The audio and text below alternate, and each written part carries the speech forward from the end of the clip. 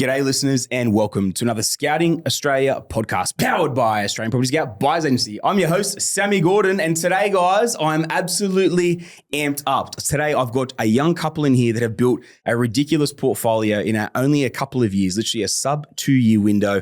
And I know you guys are both going to be absolutely inspired and G'd up by what these guys are going to share with us today in terms of what they've done with their portfolio. They're mentoring clients of mine. They've been in school of property from the very start. They've had their shares of ups and downs and sideways and all the rest of this sort of thing. But their journey has been crazy, and I'm absolutely delighted to welcome into the studio Big Deklan and Lil. Guys, welcome to the potty. So thank you so much. Thank you. So good to be here. Absolute pleasure to have you guys here. How are you feeling about today? Being on the potty, ready to go? Yeah, stoked actually. Excited and a bit nervous. Yeah, it was actually one of my goals this year was to do a good podcast. I knew that I was going to have to do it at some stage, so I was just like, all right, let's smash it. Let's do a good podcast? Yeah. So we're going to have to assess this at the end. We might have to redo it. Yeah, for sure. If it's no good, cut it. All right, mate. I love it, man. One of my favorite memories that actually it made the producer and myself laugh was when you wrote in for the mentoring. We had the very first mentoring opening. And you applied, man, and I think you realized that you might have been in with a shot. And a couple of days before the summit, you wrote in and you go, if I have to accept this on stage, as much as I would love this and I want it with all my heart, I wouldn't be able to accept because you had like stage fright, right? I say like you were so anxious about that stuff for sure. So yeah. Well, mate, massive hats off to you to be here today, man. To be dead honest, mate, I did not care at all. Man, your story of both you guys was inspiring and I was looking forward to so much. So when I announced it, then I ran off into the crowd to go and meet you, so you didn't have to get up with me, mate. So thank you so much. It meant so much, eh? Guys, it's been an absolute pleasure. What I would love to do before we kick off and actually jump into the journey and dial all the way back, like you guys know I love to start with, I'd love for you guys to give me just a snapshot even of the portfolio right now. Yep. High level, how many properties, total value, all that sort of stuff as well. Give me a rundown of how the portfolio is sitting right now. You want me to? Yeah, you go. Yeah, so we're sitting at 8 properties now, and that's 10 rentals because 2 are duplexes. Okay. And the value is 4.1 mil. Beautiful. Which is cool. And based on recent vals, we've had basically 1.1 mil of growth over, under 2 years. So that's crazy. So to confirm, you had no properties before you started? Yeah, no properties at all. First property was in? July 2023. And we're recording this in February 2025. So in about 20 months. Yep. Give or take. Yep. I think it pretty much is bang on 20 months. Yeah. Pretty much, in 20 months, you built a $4.1 million, 8 property, 10 rental portfolio, and you're sitting at 1.1 mil net equity. Yeah, it's mental. How old are you guys? Just turned 26 on the weekend. And I'm 25. So 25, 20, just turned 26. Yeah. Mm-hmm. How does it feel to have 1.1 mil net equity? Yeah, it was crazy. It's crazy. It doesn't feel real. Crazy. It just doesn't feel real. Never would have thought this would happen. In 20 months, right? Yeah. I got to ask one thing before we dive into all the rest of this, right? Yep. And we unpack this thing. Yep. Deckers, you're a car guy. Yeah, I love cars. How tempted are you of selling off? And dude, you got that's an SF90 right there, man. Yeah. Almost. Yeah, nearly there. Dude. Well, after a bit of CGT, you're at least at a Huracan or an F8 or something, right? Yeah, for sure, 100%. Nah, not tempted at all. But funny you mentioned that. My whole life, I'd have goals and stuff, like saving goals and stuff like that. And I kind of always judged it off what type of car I could buy if I wanted to. Here we go. So I never would because I was trying to make extra money or something like that, investing in something. But I'd always be like, hell yeah, I can finally buy a GTR if I wanted. Yeah. I remember one time I was like, I could buy a brand new M2 or something like that. I was so stoked. And so I've always based. And now it's pretty much everything's on the table, right? Yeah, a lot of things are. Barring a Bugatti or an F80 or something like that. Pretty much everything else is on the table, man. Yeah, that's right. One day though. How does it feel? Yeah, good. Yeah? Feels good. It also doesn't feel real because it's not like I'm going to do that anyways, but it's something fun to I guess think about occasionally. Mate, you know what's cool? Man, I remember when I bought the first sports car, right? So I bought my F-Type. It was supercharged V8. It was mad, heaps of horsepower, things of beast, rear wheel drive, front mounted V8. The thing sends it, right? Yeah. But it was funny. I had the ability at the time to buy a Ferrari, but buying that, it was I'm still leaving something in the tank. Yeah. Even though I could have, it's the same as you guys right now, right? You could literally equity release the whole amount and go buy it. Yeah. I wouldn't let you, but you could. Sure. Yeah. You know what I mean? It's it's a crazy feeling and it leaves something in the tank, man. Leaves something to work towards. Yeah, so this isn't my story, but I was just obviously just saying it because I can 100% relate. Yeah. And like even if we look at the momentum of where you guys are right now and how where your trajectory is going for the pair of you, be there in 20 months, like where we're going to be in another 20 months, 12, 24, all the rest of it as well, beyond that as well. Yeah, so be cool. This is exciting. I'm looking forward to unpacking this, going right back to the very start. Yeah, me too. Let's do So it. cool. So what I always like to do is dial it all the way back to you guys and your upbringings, right? Everyone's got such different upbringings. What I always find is typically there's something that like shapes someone in terms of having a drive to do 8 properties, 10 rentals, $4 million worth of property, by 25 and 26 or even earlier, right? So you guys must have started at 23, 24. Yeah, I was 23. Yeah. So there you go, right? Well, actually, I think by the time I got my first, I was 24. 24. But yeah. Okay, sweet. So like, take me back to the very start, like upbringings. What was you, if you don't mind me asking, what were the childhoods like? Like what were your families like? All that sort of thing as well. You want me to go first? Yeah, you go. Yeah, all right. So no, my childhood was great. Like I've always lived in, the Lamble and like Tweed Heads area type thing. So yeah, it was lovely. Are you a surfy dude? Nah, not at all. You didn't look like surfy. No, dude. not at all. Not the long hair. Nah. So you went into cars instead of the Pretty ocean? much, yeah. Okay, sweet. Well, to be fair, I started with like bikes and stuff like that. I love bikes and all that. So yeah, just I have a loving parents and stuff. Like sister as well, she's a legend. And yeah, no, the family life was all good. Yeah. Yeah. So yeah, mum and dad and our family and stuff, we didn't have a whole lot of money, but I still actually really liked nice things and stuff. So like when I was young, I remember there was like a BMX I really wanted to buy. And mum and dad wouldn't just buy it for me. Yep. But they were like, if you work towards it or whatever, you can buy it. Like I would have been young then as well. What was it? What sort of BMX? It was actually, I think it was a free agent little homie. That's what it was called. Okay. So it was like a cool little pit bike built for like big dudes that could ride them and flog them, never break them. Yeah. But I was still like young. I think I was like 8 or something. Anyways, and I wanted it so bad. I think it was like $320. I obviously didn't have $320. Yeah. So mum and dad like, this is really cool and I really like it. I guess it's taking me to where I am now. They wrote up like a list and they were like, okay, so $320. How are you going to get that? You can work for us. Like you can do bits and pieces for us and we'll map it out and you'll see how many weeks it'll take and stuff. And then we'll go buy it. Like once you've done all the work for it, we'll go buy it then. So it's almost like chores and tasks. Pretty that much. Would chalk up like little bits of wins, little dollars here and there. Yeah. So, okay. And they were real generous. You were 8. Yeah, bro. I was young. I was young. So they were generous. They were generous. Okay. So it was like. It's like a car wash was like $20 or something. $20. Oh, Yeah. And I was young. Like I literally remember I wasn't even able to do the roof because like, I couldn't reach that high. Need a step ladder. So dad would do it with me as well. And still get, $20. Mate, I love that. It was so cool. Such a cool way of doing it. And 100% going to do that in the future with our kids. Like, I think that's just amazing.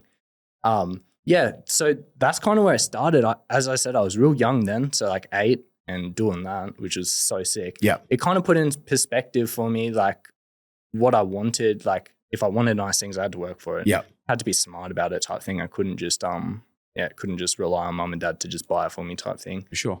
So I kind of, and also taught me like the value of money as well as like, it's not just like a flippant thing to just like use however you wanted. Like if you want, like that was all my money type thing for a year probably or whatever it was anyways.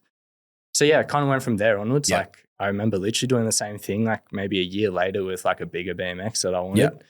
And that was sick. And then, man, I just kind of started as hobbies, So like, bikes and then like RC cars as well and like scooters and then it progressed to motorbikes and stuff. And I just always kind of was like, I hunted deals down for one. I literally remember trying to hustle deals when I was young. It was so fun. How old were you? Like, not much after that. So like 10, 12 onwards type thing. Well, for example, like my motorbikes, like I started with a $600 one when I was probably like 13, 14. Yeah. Took me ages to convince What's a $600 motorbike get you? Oh, just a pit bike, like a shit one. It's like a clapped out farm bike with a pretty million much, Ks on it. Yeah, it was real crap. But then, like, I didn't have enough money then to buy like, like a Kawasaki or anything. Of course, yeah. So I fixed that up and stuff, sold it. I think I made a little bit of money, maybe like $100 or something. I was stoked on that. I was like, this is sick. You can make money on stuff like this. So then I bought like a cheap Kawasaki. Yeah. Rebuilt it with dad, which was sick. We didn't know how to do it. We figured it out. It was so cool. And then sold that for like $1,600. I bought it for like $1,100. So I made a bit of money. Like after the rebuild and stuff, I still made a little bit. And then just kept flipping bikes. I'd just find deals, make them look nicer and whatnot. You're a bike flipper. Yeah, I flipped them for so long. I ended up, I think I was like, I wouldn't have even been 16. I would have been like 15 or something. I had like a a KTM 200 EXE. Yeah. If you know that. Yeah. And I think that was worth like $6,000 or something, which was crazy for me to like have that much money and have it in a bike. But yeah, I made some money on that too, so it was pretty cool. Nice, right? Yeah, so. Mate, I love that, man. Yeah. You know what's funny, mate? I completely forgot about this, but like even if I look back at my journey, man, and like the similarities around it, like my parents they did a very similar thing of like, man, if I wanted anything or like wanted a bit of money here, like it was, pocket money wasn't a thing in my family. Like, it was, for me, it was always been such a strange concept of just like, your parents just like giving you money, right? We always had to like do something. It was on something on the farm or wash the cars was one of them. It was like $5 or $10. Yeah. Clean out the sheds, rabbit fire, all that sort of things, man. Literally all those sorts of things, mate, were in there too, man. I literally completely forgot about it until you said that your parents did the same thing. So, so good. Mate, it's funny, eh? Like just that those little incentives, even as a kid, it's like it gets bred into you of like, okay, well, these are little things that I got to work for everything. You know, like all these little things, obviously not the food and the shelter, but in terms of like, you know, the material things, man, they've put those little carrots in front of you to be able to earn the right to it, man. And like, mate, that's amazing lesson. So like hats off to your parents, man. It was awesome. Yeah. Thanks to them for sure. That's awesome, dude. That's awesome. And so you think like that upbringing and what you went through with that as well, just kind of like it kind of put the drive into you to want to achieve bigger things. And obviously, like you said with the bikes, right? It kept scaling up to these different little things. Yep. Why property though beyond that? Yeah, okay. Well, there's still like obviously a massive jump between then and here for sure. So $6,000 Kawasaki to KTM. Sorry, yeah, to now. But that kind of kept going, you know. That obviously went into cars after that. I remember started with Falcons and stuff. And I just kept doing it. I think I might have owned like literally 40 or 50 cars, maybe more. I'm not even kidding. Really? I worked it out a couple of years ago and it was 40 plus. It was crazy. And not at once, over the years. Over the years. Okay. And everyone, you know, I just like build up, make profit, dump it into the next one, keep doing it, and just like keep hustling it. Yeah. And so that's what I did. I did it for so long. So I think like along the way, like I enjoyed it because for one, I got a nicer car that I wanted. Yeah. You know what I mean? So like I'd get a cool, fun car that I could drive around, but I'd just make sure I would either make money on it or definitely not lose money on it. And then I'd do the next car and stuff. And then it kind of got, like at some stage there, like I was having a lot of fun doing it. And then I was kind of like, oh, damn, this is actually pretty cool. Like I'm actually making like I had more savings and stuff than my mates and stuff who were just happy spending their money on whatever. So I kind of like realized that, you know, savings like is pretty cool. And I was like, oh, what could I do with it in the future and stuff like that? And I was like, oh, damn, houses around here are so expensive. Like obviously that's like the next thing, right? So I was like, you know, after cars and all that, having a house in our local, everything was $1 million plus, like for anything nice. Especially like the COVID boom, man. For like sure. up here went after crazy. That, like doubled type thing. So, you know, that felt very out of reach, but also at the same time, that was my goal. So I flipped cars with like the intention to have enough of a deposit, like a 20% deposit or something for something I liked. That's where it kind of started. For property, but that's where it initially started. And then, you know, so no push from your parents or anything. It was more like it was just the next thing for you beyond pretty cars. much. You flipped BMXs and then pit bikes and then bikes and then cars and then the cars were the houses were the next thing you were kind of the next step up. I wanted one, for sure. And there's a big driver for that as well. Like mum and dad owned a house in Bulambil. They sold that, bought another house in Terranora and stuff. They had to end up selling it at some stage there because they couldn't hold it any longer. Like it was too expensive and stuff. And you know, the financial stress involved in that as well. And like after that, it got worse as well, like for a while there. Definitely was a big driver for me as well. I was like, okay, now I want to make sure that I got a house myself, you know what I mean? And that I'm good with it. Like I can hold that thing. That's all good. So that's why I was like, as much of a deposit as I wanted. I literally remember actually thinking that because like, you know, I'm sure we'll get into it, but I had a pretty big deposit when I came and started working with APS. And that deposit, I was just like, okay, so I'm like 23. I think I had like 250K. And I was like, man, in like a couple years time, you know what I mean? Maybe I got like 500 or something. Like, didn't I ask you if you were a drug dealer or something? I can't remember that. I was like, bro, where did you get this cash from? You're like, how do you have that much money? So like kind of my whole thought. Sorry, man, I just busted a No, that's all good. That's so fine. No, that's good. That's fine. It was just literally with the idea of having security in the future and to buy something nice in our area. And not not like loan the whole amount either. Because not struggle owning it like you've seen your parents. Yeah, because I'd never even had debt either. Yeah. So I was scared as hell of debt as well because of what they'd been through. So how's that feel now with a fine. 3 mil? It's so different, like, and we'll get into that too. But like, yeah, once you educate yourself and stuff, you got the confidence to act. You know what you're doing. It's not scary. Yeah, it's fine. It's sweet. So, I love that, man. I love that. Bro, there's so many things there, eh? Like in the upbringing of your parents that they intentionally helped you with this stuff. Like the stuff we ran through before, but even unintentionally, like with the hardships that they had around their own home and being able to afford it and everything like that. It's funny, man, because like the external things that like they leave imprints on us, you know what I mean? It's like, it's almost like a bad word to use, but trauma, right? Is what it is. These things that happen to us, it kind of like they scar us in a way. And so often like what doesn't kill us make us stronger. And witnessing those things or feeling those things and having those emotions around us, which obviously is extremely stressful in your own family, and witnessing that as well, man. I can just imagine that would have put so much drive in you, you know, to want to change your financial future. And I bet you any money, we're going to get to the end of this. And one of the things unless your parents have bought a house again since then, but I could almost guess any money here I'd put on the table, folks, that at the end of this thing, one of your goals is to be able to buy them a house or something at the back end as well. So I just know it's coming, man. It is. See, there we go. Because I can just tell where you're sort of coming from, man. And like, we're cut from a very similar cloth from a lot of different aspects, man. So it's funny what's taught directly and indirectly, man, like intentionally and unintentionally, but it's shaped you into who you are right now, man. And I'm sure they're extremely proud of you for everything you've done to date, mate. So that's good. Made him a very, very hard worker. Like even with his cars as well, he'll work his like 9 to 5 and then he'll be up till like 9 working on his cars. Like he does it all himself as well. Like he can even paint cars now. Like really? Yeah, everything. Manufacture, like welding, everything, does it all himself. That's mad. Yeah, it's crazy. I love that. I love that. How good, man. How good. I love it. Yeah, it's good. It's so much fun. We've had a mad little, obviously, backstory around your stuff, man. I'd love to dive into Lil's as well, because I know you're full whole hog into this journey too. So why don't you give us a bit of a rundown of your upbringing? And I know yours is a bit different to Dekka's, right? Yeah, very different, very different. Let's go. I'm actually one of 11 kids. I'm the second eldest. 11? Yeah. Really? Yeah. So there's a lot of us. Okay, so you're the second eldest. What about in height? Like, where do you sit in the height? Probably the lowest. Definitely the shortest. I reckon the 8-year-old's probably taller than me now. when you walked in, I asked how tall are you, and you go, not very. You got me good. It's true. I'm very good at hide and seek. So yeah, we grew up on a banana farm for the first 10 years of my life. Really? Yeah, so it was 100 acres, kind of out where your property is. Okay, sweet. So similar out there. Yeah. And it was amazing, like really, really fun. Yeah. We used to go to the banana patch as well, and like I saw how hard my dad worked as well. Yeah.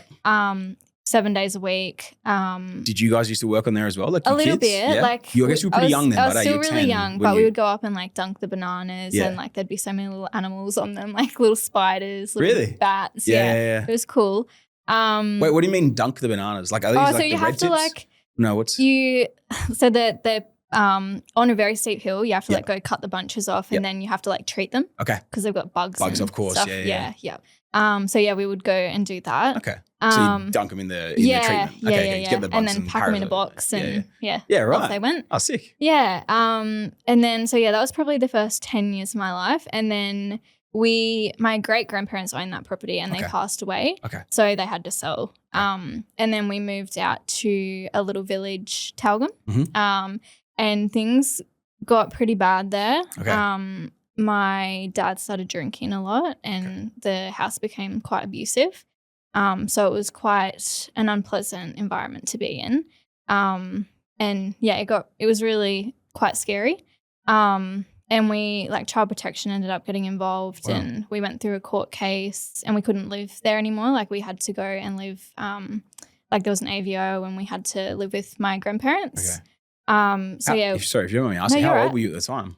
Oh, I would have been between 10 to 12. Oh, right. Okay. Yeah. So it was almost straight after the banana farm sold you. I might have been slightly older. Okay. Maybe slightly older. Okay. So yeah, we went through that, and that was quite traumatic and quite difficult to go through, and going through school as well. I think the court case went on for a couple of years. Okay. And then we actually ended up having to move back in, which was in itself quite scary and not nice at all. Yeah.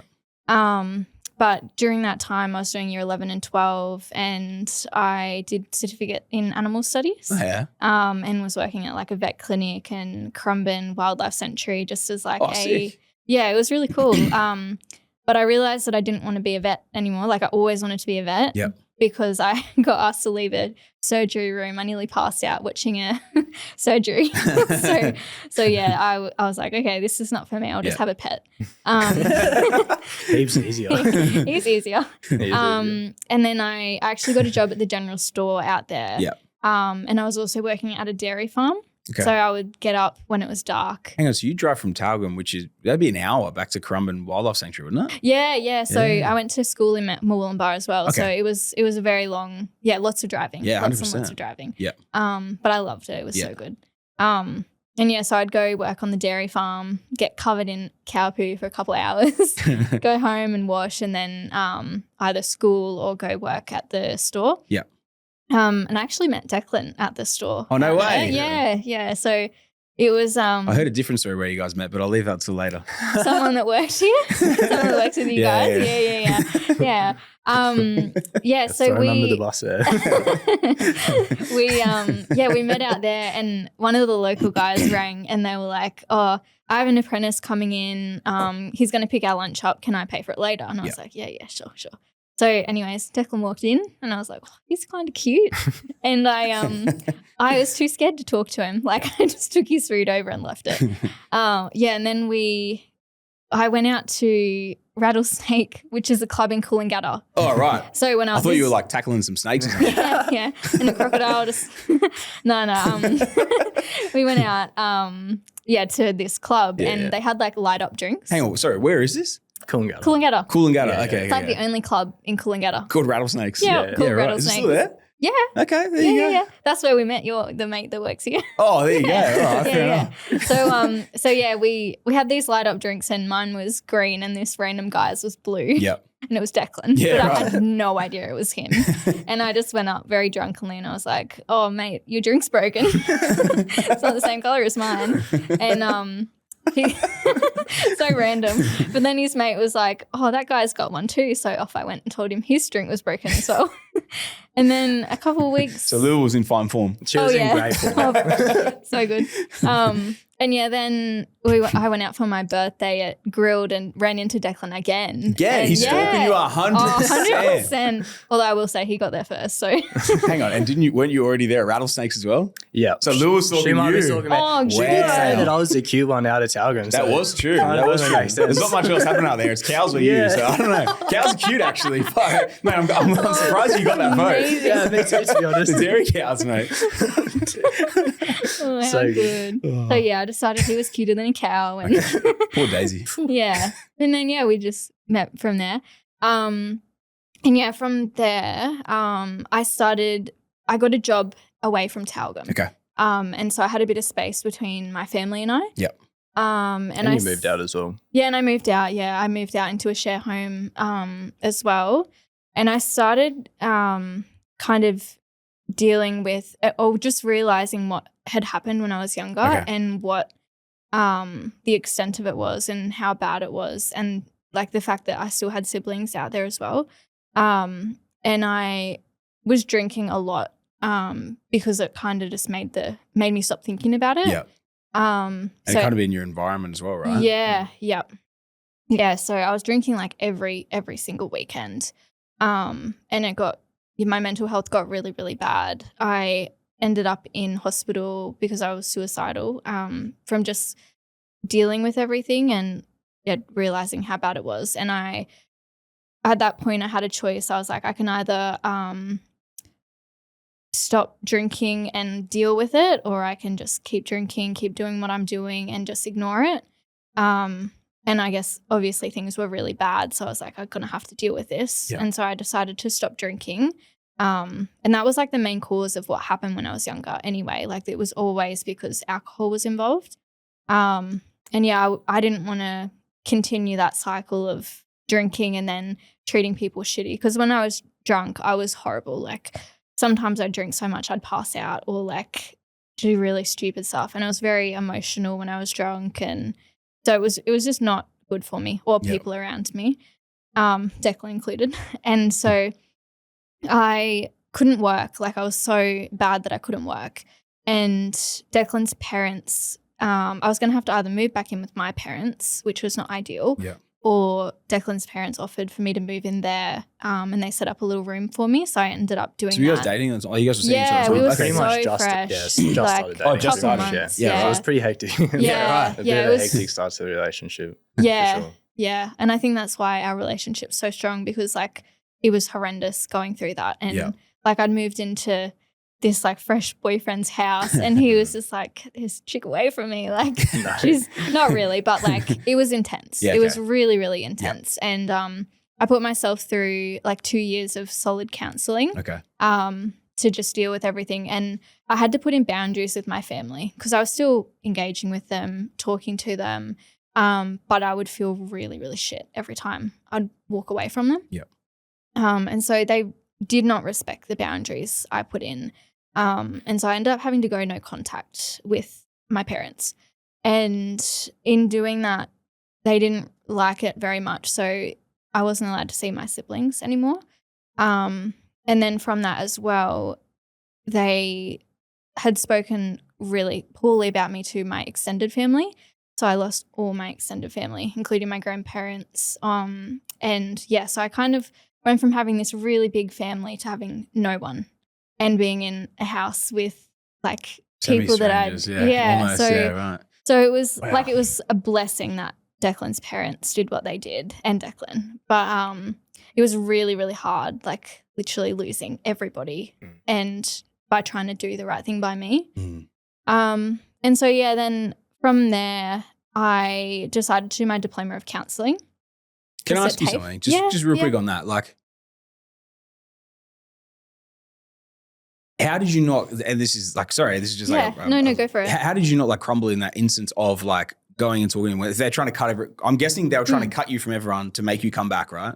It was super manipulative. Right, to try and get her to come back, right? Like she was so close with her siblings and stuff like that were her whole world. And, you know, when she said, you know, I don't feel comfortable with like seeing you guys anymore, like obviously I'd still love to see my siblings and stuff. Like she looked after them. Like she probably cared for them more than their parents did, of course, when they were growing up.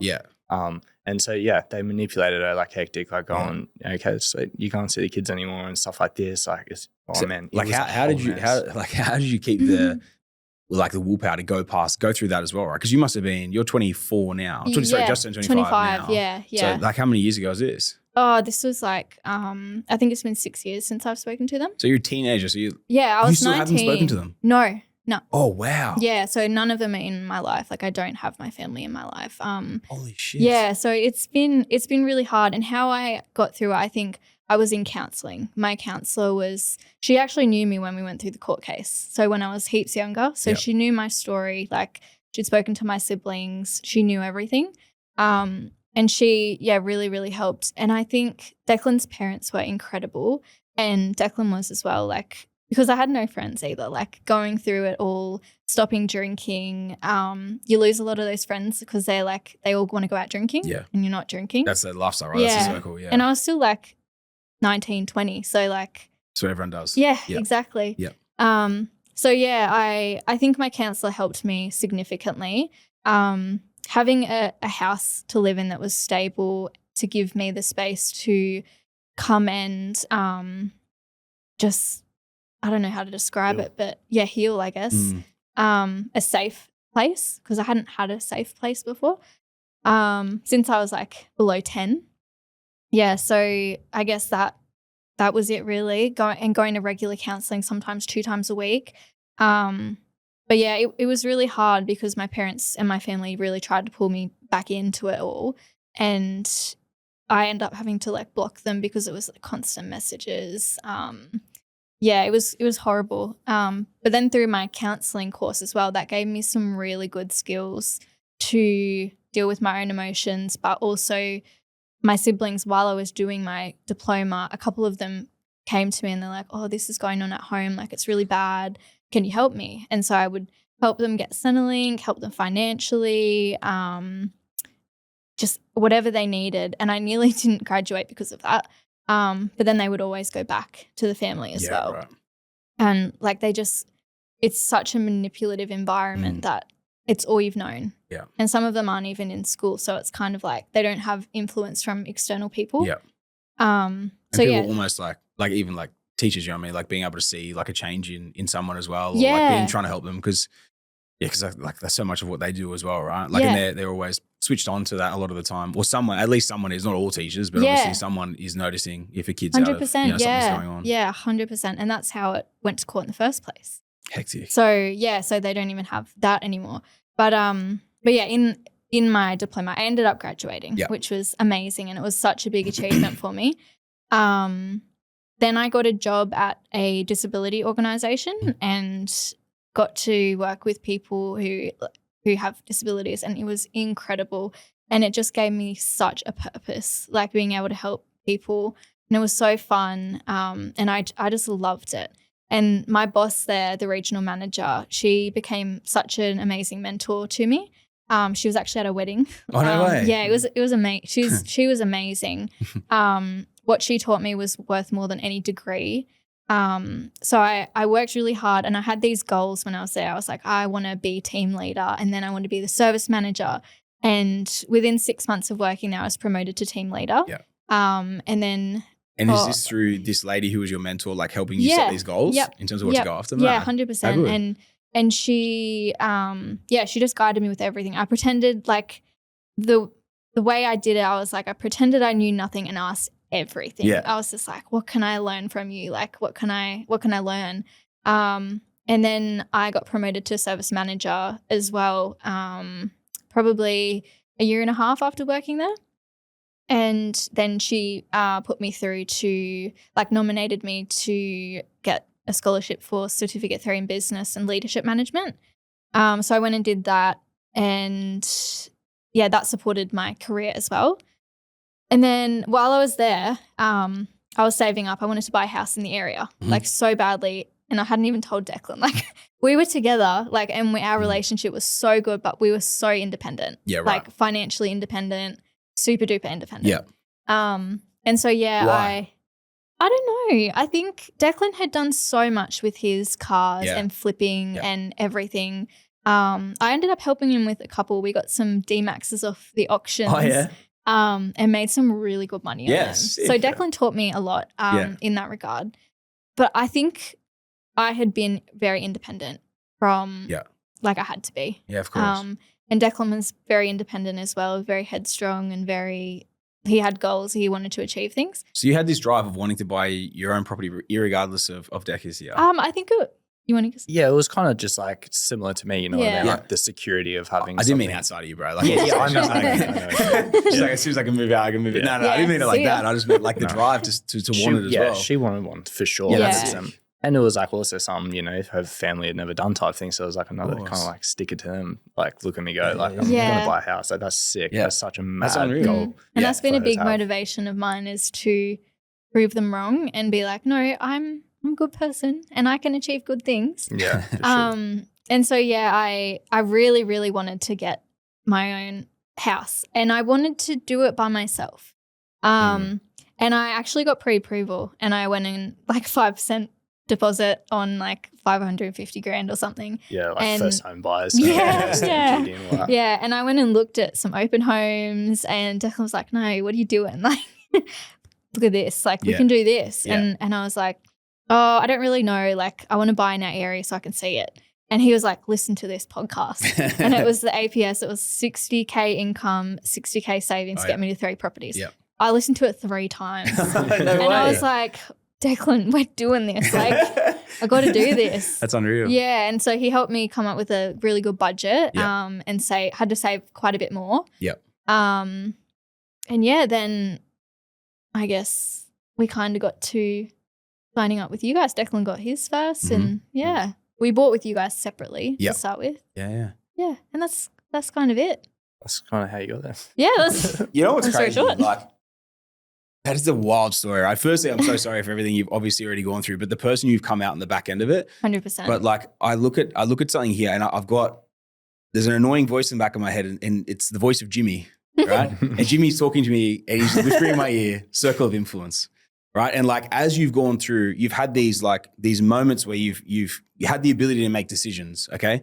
And obviously your family was extremely tough circle of influence to get away from, and then the friend side of things as well. And I think you're right. You're like extremely fortunately placed to have Declan's family around you at the time that 100%, yeah. But then also the mentor you had as well in your space in terms of what you did with work. Any of those things not there. And like, you've obviously an extremely resilient character, right? Irregardless of everything else, right? But like, you see it all your friends, like even you were like there trying to be the right circle to influence them, to help them get to that next point and all the rest of sort of thing. But they still kind of like relapsed into that piece.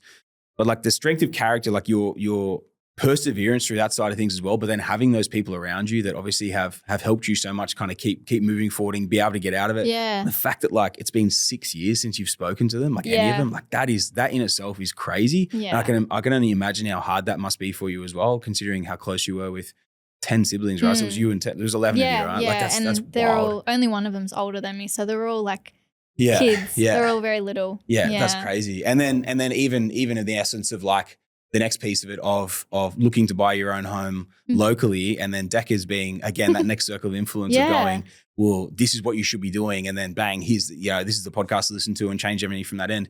It's nuts. Like you've obviously got, like I said, crazy strength of character to push through everything you've pushed through, but then all these different little pieces that have helped you kind of keep pushing forward, getting to that next level, and the same as what you've helped other people with as well. It's crazy how much that really does have an effect on people. And I think it's so often when people have that growth in their lives and being able to go to the next level or push through to these different things, it's latching onto those things or having that circle around you that allow you and help you kind of push to go to those next pieces as well. So it's nuts, like what you've been through and then how you've grown and then where you are now compared to where you might have been if you didn't. 100%. Is like crazy to even think about. Even if I like just little decisions that if I didn't make, like if I didn't stop drinking or like if Declan's parents didn't say, look, here's a room, like it would just be a totally different story. 100%. Yeah. It's crazy, right? Because like another analogy from the big man as well is like, he talks about like a ship on the ocean, right? You go 1 degree, just 1 degree on a ship in an ocean, and you're in bloody Zimbabwe instead of the Antarctica, you know, like you're somewhere completely different.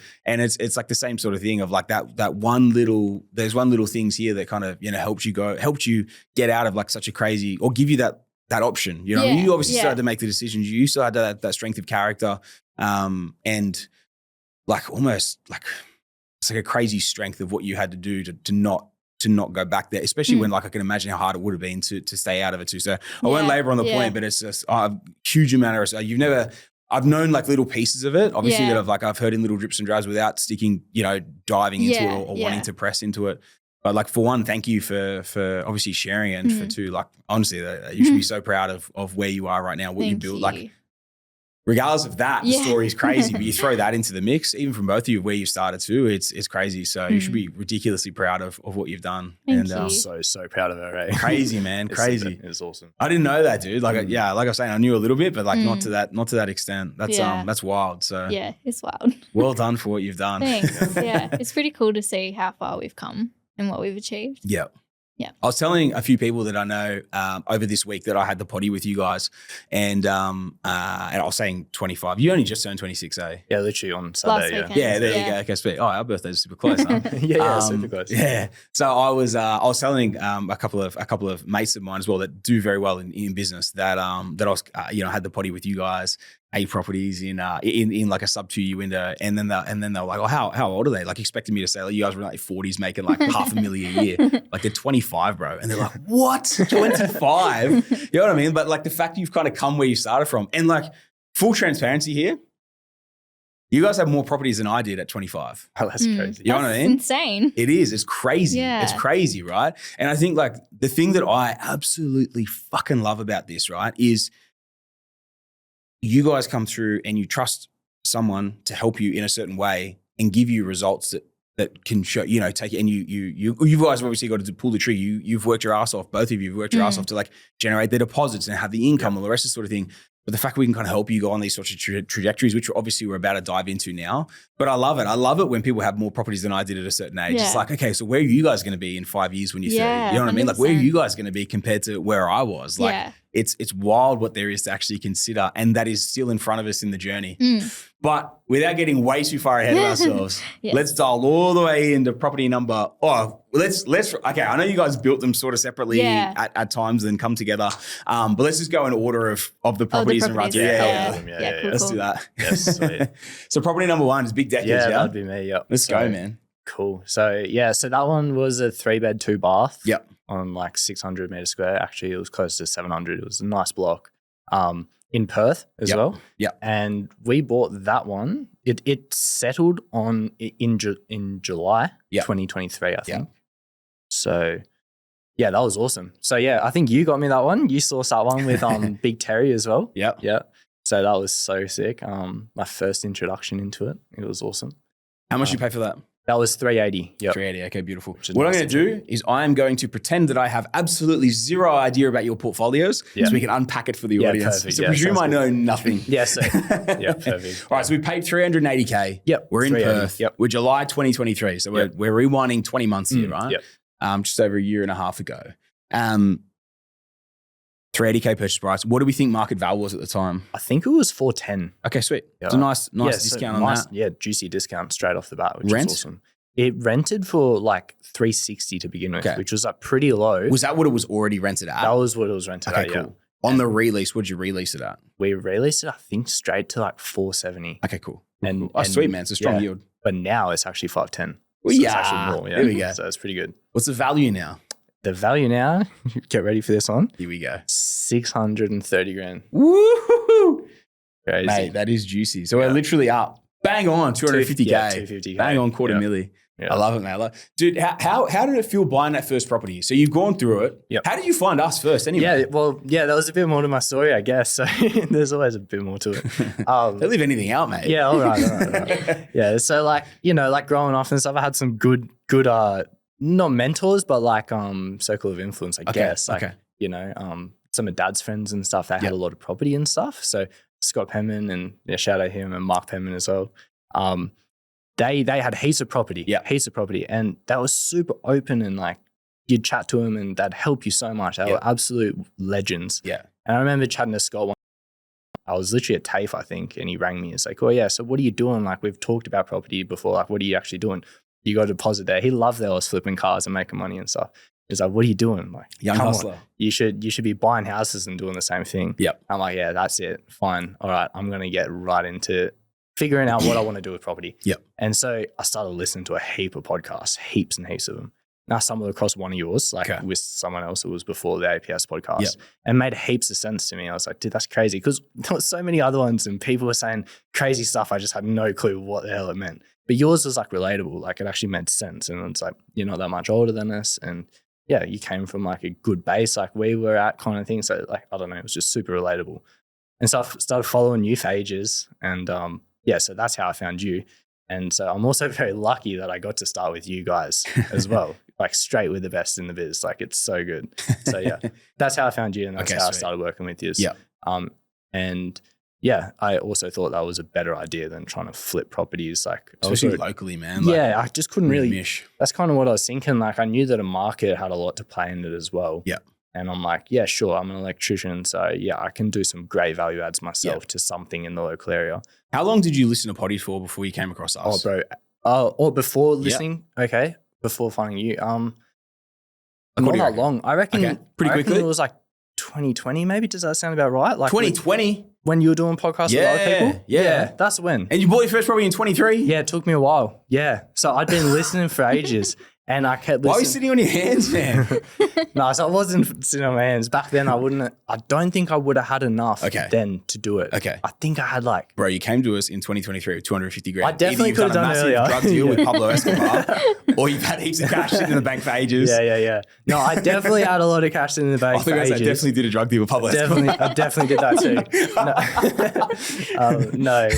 No, I was starting to learn, you know what I mean? Like I had my own things going. Like I was making bang. And the other thing as well, I think Declan was still quite scared of debt Okay. back then. Yeah, I And was definitely scared yeah. then. And I that had makes sense because of the parents, yeah, right? yeah. And I had my thing going, you know what I mean? Like I was making good True. money. Like I was Yeah. flipping stuff. It was great. Good relationship with Pablo. Yeah. Yeah, it was good. Pablo is a legend, nice mate of mine. So, yeah. And then I kind of got grouped into that, or like roped into doing a bit of like stock trading as well for a little bit there. Ooh. So Taboo. yeah. Shout out GameStop. Do you remember when that happened? Oh, We went to Yeah. some- There's a movie on that, right? Yeah, there's a movie on it and stuff. So you got to hold. Yeah, dude, that was hectic. Were you in on that? Yeah. So okay. So I wasn't like one of them ones that I like made like millions of dollars. Okay, how or much did you anything. make? I think I worked it out to be, I think it was like just shy of 50 grand. Oh shit, that's after pretty it good. all. So yeah, not too bad. You Like, made that? yeah, that was the profit. But the scary thing was like at that stage I had like 100 grand or something. I had all that 100 grand in the stock on it. It was ridiculous. Bro. I definitely had other money as well. Like, okay, so that's like right at the back end just before investing with you guys. I think I might have had like 170 or something. Yeah, So yeah. I still had like 70 grand stuck away. I'm like, I'm not touching this. But dude, it was hectic. It was pretty wild. That's wild. It was fun. When did your mindset shift around debt? Yeah, debt. Yeah. That That GameStop, bro. That's a so crazy hectic, story. yeah. I love that. But still, none of that was debt. You know what I mean? Like Yeah, it was yeah. still Oh, I my money. understand. Yeah. And I still had like I had a reserve as well, so I kind of thought it was safe type thing.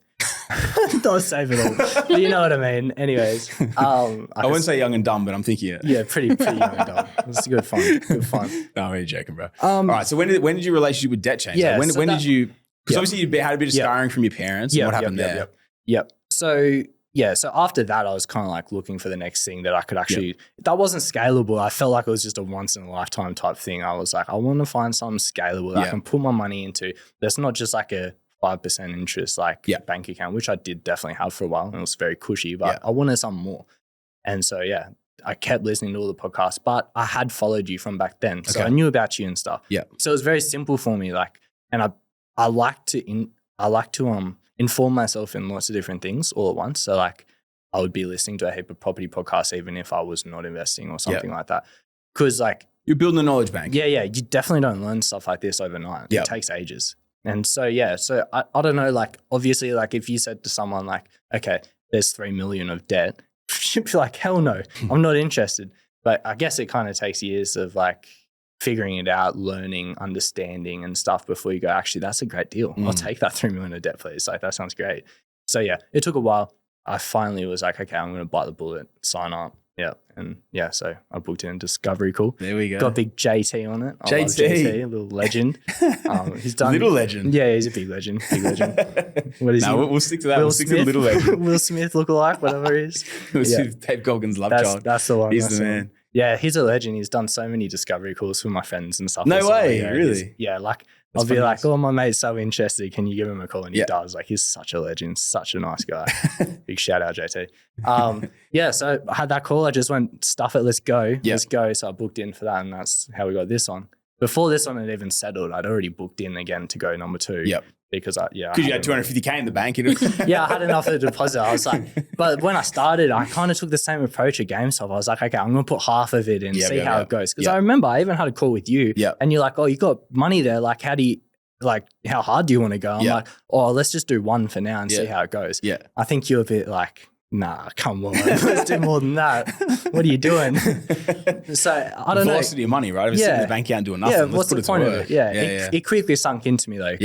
Yeah, I'm someone that like wants to go hard at something. When I know about it and I think it's a good idea, I'm just like, all right, let's go. Let's send it. So did you do your second one before Lil did her first? Yeah. Okay, sweet. So talk us through a second. So you bought the first one, 380K purchase price, July 23, for 10K val. Yep. What's deal number 2? Yep, sweet. Okay, so that deal number 2 was another 3-bed, 2 bath. Yeah, so this one was real special. Like we did a bit of a nice cosmetic reno to it. And, Okay, beautiful.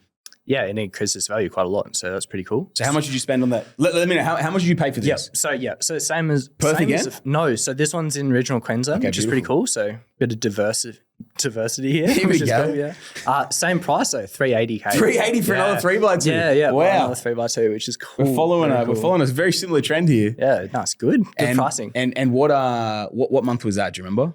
Yes, so that's settled in 13th of October. Okay. But I remember I literally looked this morning and I signed up for that one in June. So about a month before the other one. Okay, sweet. How much did you spend on the cosmetic reno? Yeah, $5,000. $5,000, Not so much, very like basic. $4,000, Very $5,000. Maybe, somewhere around that. So it was just a quick uplift that we knew we had a quick win on something. 100%. How much? What was valuation after that?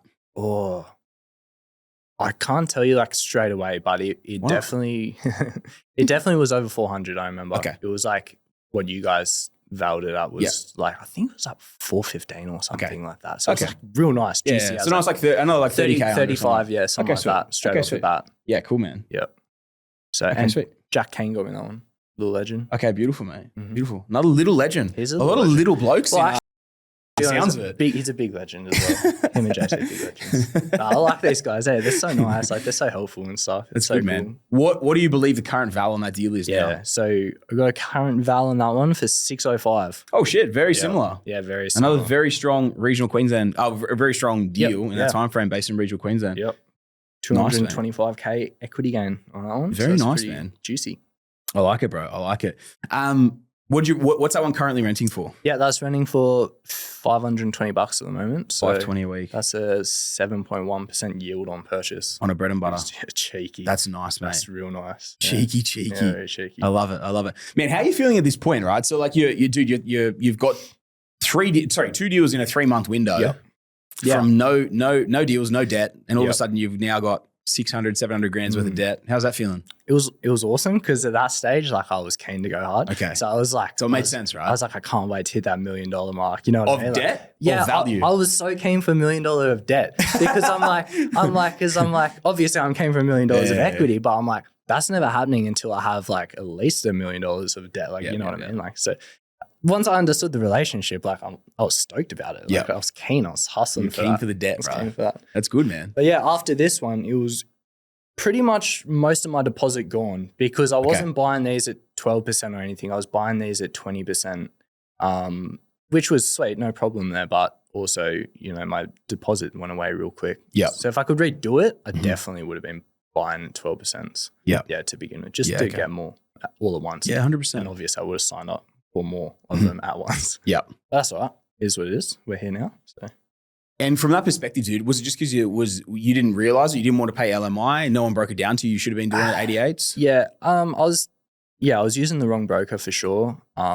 Super nice guy, but just not at the same level of like what we wanted to achieve. You know what I mean? Yeah. So it just didn't really work out that well. Also, it's like, I guess he was probably more so scared of LMI than I was because after this, you know, I've not done a 20% deal since then. Yeah. Everything's been 12%. Doesn't sound like an APS broker. No, not an APS broker.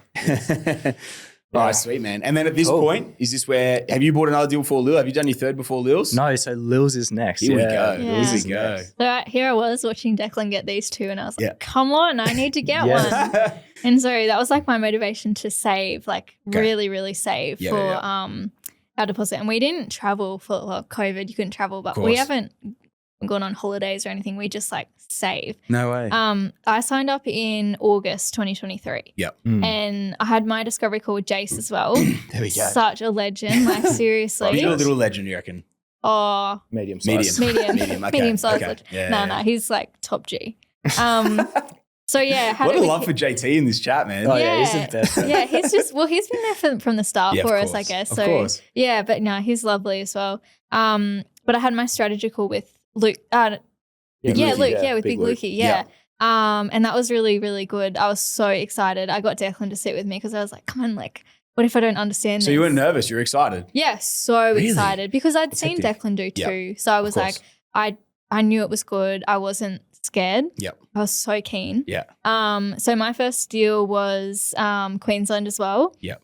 Regional Queensland. And it was a 3x1 and I got it for it ended up being 2-4. We had to be super cheap for yours, hey. We had to like full scrape the barrel. I remember this now. Yeah. I think she had a 57 grand deposit. Oh yeah. Including like Yeah, All costs. including the All costs. All Yeah, costs, I remember, bro. yeah. It was Yeah, nothing. it was Yeah, nothing. it was like full nothing. But scraping I was it. so keen. I was like, come Yeah. on, like, Yeah. got to do something. So what did you say, 247? 240 to 242? 500. Okay. Yeah, it was 250, but she got a Yeah, got the got reduction 7K on it. off. Yeah. Beautiful. And so that was 25K under market value. Beautiful. And it was currently rented until September 24 for 275. Okay, sweet. And it settled in January 24. Yep. And yeah, that was my first deal. My tenant actually died in the house in Hectic. in Very August. I think it was August 24. So like a year after I'd signed up. Really? Yeah, No they way. had to like replace the carpet and everything because they didn't find It was like them. an old person or something, right? Yeah. Yeah, I remember, yeah. I remember you guys telling me a story about this. Yeah, That's so hectic. It's yeah, hectic. it was. So we had to like replace the carpet all through and everything. Yeah. And I think we got a new tenant in there November Okay. 24. Yeah. And now that's rented at $410 a week. Yep. Okay. So very is- nice. Bad yield. Nice. Yeah. $410 a week on a Yeah. 242 purchase. Yeah. Yeah. It's Wow. like That's 8.7%. I was gonna 7. say that's up near 9. I was Yeah. saying it's nudging the 9er. Yeah. Sweet. So What do you it's- reckon current value is on that at the moment as well? 416. 416. Yeah. Shit. Yeah. So Beautiful. it's a nice In one. what bloody? Juicy. That would be not even 80. Well, it's settled in January. We're Yeah. in Feb, so we're Yeah. talking. Yeah. Basically, yeah. Yeah. Yep. Yeah. Jesus. 1 year. Yeah. That's crazy. That's Yeah, it's crazy. pretty Yeah. cool. Yeah. Beautiful. All right. Perfect. I love that. I love that. You got to tell him the story about how you got that deal. Oh my God. Go No, on. that's so embarrassing. Sorry. Can I ask one quick thing Yeah. first? First deal, on or off market? It had just touched market, Okay. but the agent wouldn't show it to anyone because you guys had So we already had it secured done, but Yeah. they had to list it. And we took Exactly. it out. Yeah, Yeah. yeah, We had yeah. a few of those moments. Yep. Deal number 2. I think off market. Okay. Pretty positive it was. Yeah. Yep. And Yeah. mine was off market. as Off well. market. Yeah. Beautiful. So we'll call it 2.5. Yeah. Yeah. So when I had just when I got the phone call, I had just done a 24-hour shift. So Okay. I was asleep. I was sleeping in, and Deklan came running in, Lil, and I was like, "What?" And he goes, "Check your phone, check your email." And I like checked it, and Was Lukey following you? Decker's off or something? no, No. I think Yeah. So yeah. Sorry. So Big Jake had Yeah. got this deal Yeah. for Lil, and we actually You're had so Aussie, bro. He's Jake, Big little Jake. Jace. He's a little. He's big or little. Typical Jake bogan. is pretty big, bro. So like, we got to give him that. What's Lukey? Yeah. Lukey's Extra big, mini, ginormous. miniature Lukey. the miniature Luke. Yeah. I'll go him. Smaller than you, Lil. Yeah, literally. Well, before my second deal, we actually had a deal fall through because I can't remember something in the building and pests Okay. fell through. But Yep. Jake had got that deal for me, Oh, so I'd okay, actually okay. talked to him quite a bit. And Yep. yeah, he's a super nice guy. So Yep. texting somewhat.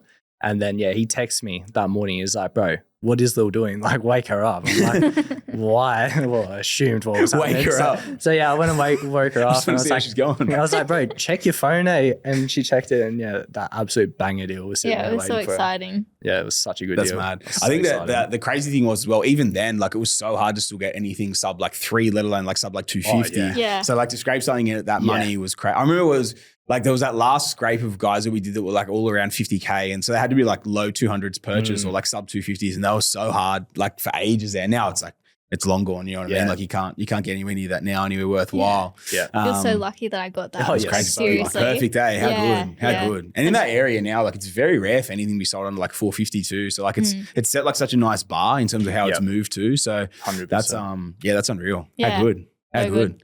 So moving on from that, so we're 242 purchase for Lil's on the last one.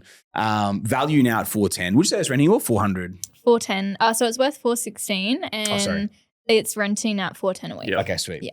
Yep, cool, perfect. All right, awesome. Very nice, strong yield on that as well. Yeah, so good. Rolling into number 4, and that's all your cash into that deal, hey? So you Oh, like yeah. full scrape the Everything. barrel. Yeah, yeah. perfect. Oh, so scraping the barrel. But I didn't care. I was just so keen. Yeah, 100%. 100%. The first few, it's funny. They got to be like that. Like you just, well, not for Deckers. He's just done Yeah. a big drug deal. But Yeah, other than that, literally. like for the rest of us, like that first one's the hardest to get into, right? so good. So moving forward, we're moving into property number 4. Yep. Cool. So Deckers, that's mine this again. is Yeah. you? Yep. Yep. So still for me this Where are one. you getting equity from? Because you said you exhausted all funds on the first 2 deals. So yeah, I said that, but I still had a little bit. Okay. So I Is this trail comms from Pablo or what? yeah. No, you gave me a bit afterwards, but no, it's all good. No, Have you bit afterwards? This one, I didn't have much. I didn't have much at all. Okay. I had, so I think we did actually do an equity release on the first one. Okay. We pulled out maybe 40 grand. Okay. Something like that, which was obviously still not even enough to do For this. a deal, So yeah, we're using that and the last little bit of my savings, Yep. which was enough to get into this deal. Okay. It was 350K pre-approval for it. Yep. And yeah, you guys, this is my favorite deal in the whole portfolio. Maybe my number 2 was like probably the nicest looking deal. Yep. And it's probably my second favorite, but this one is by far my favorite. Really? Yeah, it's insane, this deal. Yeah. All right, we're going to bleep out where it is or where is it? Yeah, 100%. So this one is, All right, so run us through this deal. yep, sweet. So this one, 340K purchase price. Okay. 450 meter square block. Yep. And the best bit is a duplex. It's a duplex. It's a duplex. Oh, yeah, actually, I do remember this now. Crazy, bro. A duplex, both sides for 340K. Yeah, that's crazy. I couldn't wrap my head around that. Yeah. When I got it, I'm like, oh, okay, so it's just for one side. So yeah, the best bit was, it's duplex. Yeah. So I had two 2x1s in Yep. it, which is just awesome. 340K. 340K. Beautiful. Out. Juicy. Yeah, just nuts. Juicy. We knew we needed cash flow, right? We wanted to buffer Yep. it out a bit Exactly, at this yeah. point. So that was the strategy, yeah. Yep. We had 2 nice bread and butters and then we... How was your lending at this point? Do you have any issues? Yeah, so it was definitely tight. And Okay. this one, so I said I had only had like 50 grand or whatever I had. Yep. I didn't have all that much. Yep. I only had just enough for a 12. This was actually supposed to be a 12% deposit Yep. at 350K. So Yep. whatever that worked out to be, Yeah, it was not much Yep. with closing costs and all that. It's pretty much 400 grand purchase. Pretty much. So, we're really running it down. Yeah. It was at 12%. Before I started all this and even signed up with APS, I was like, I swear I got all this money. I'm going to buy one car and I'm going to keep it. You know what I mean? Like, and I got a deal. Don't get me wrong. So I got a 34 like Skyline, but like what I have now. But anyways, it was back then. It was a 2-door. It was real nice. I cleaned it up heaps nice and stuff. I'm like, you know what? Like it's 25. I got it for 25 grand, nice and cheap, like bang a deal. I'm like, I'm keeping that and I'm just going to go hard with the rest of my money. Yeah. But when this deal come around, this deal didn't go pear shape or anything, but the financing then required to be at 20%. Okay. Before settlement. So I was like, car's got to go. No way. Yeah, so I sold the car, which was sweet. But it was it was a little difficult, I guess, because I was so keen to keep that thing for ages. Yeah. So, you know, like the prices of them were going through the moon. So I was kind of the opinion, I was like, I probably won't buy one again either. So I was like, I'd like to keep it. Yep. But yeah, no. So you clipped that. Clipped so it, you sold a car that you absolutely loved to get that fourth property. Yep. And you needed it, eh? You needed those funds. I needed it. I had no other money. I kind of had the car there and I kind of had told myself previously, it was like, it's like a buffer. Yep. I will sell it if I have to. Yep. So I did, yeah. But to actually get the money in time though, it was a bit hectic. So that actually went halves with me in it just for then. And then that gave me just enough money. And then you paid him back when you sold the car. Yeah. And we went halves. And then easy. So it was sweet, good. man. No, it's mad. So when we bought the duplex, so what's it renting for now? Yeah, right. What was it renting for at the time? Yeah, so only one side was rented and it was 310. Okay. So that would have been like 620. Yeah. But now it's rented for 700. 700. Okay, sweet. 700. So it's over 10% yield on a 340K purchase. Yeah, 10.5. nearly 11. Yeah. Yeah, Beautiful. Crazy. 700 a week. Yeah. Beautiful, man. Beautiful. I love it. Yeah, so we bought that for 340 and its value now is, I think this is conservative for 490. Yeah, 100%. Yeah, man, that's conservative. The value is up there. Shave at least 10 to 20% off Yeah. in that specific council. Yeah. They shave like 10 to 20% off pretty much all deals, man. But who cares, bro? Like exactly. 340 to 490. And when did you settle that? That settled 11th of July last year. 11th of July. Yeah. So that was crazy, like 6 months ago. Yeah. 7 months ago. But that was also like a year and 1 week from me buying my first property. one. Yeah. And I had the goal as well of like 3 properties in 1 year. That was like my goal in my head. So I missed it by a week, but I was still so stoked. You only missed settlement by a week. You got it under contract earlier. Yeah, exactly. So that's what I told myself. I'm like, yeah, sweet. It's either side of it. It's give or take a week. Yeah, mate.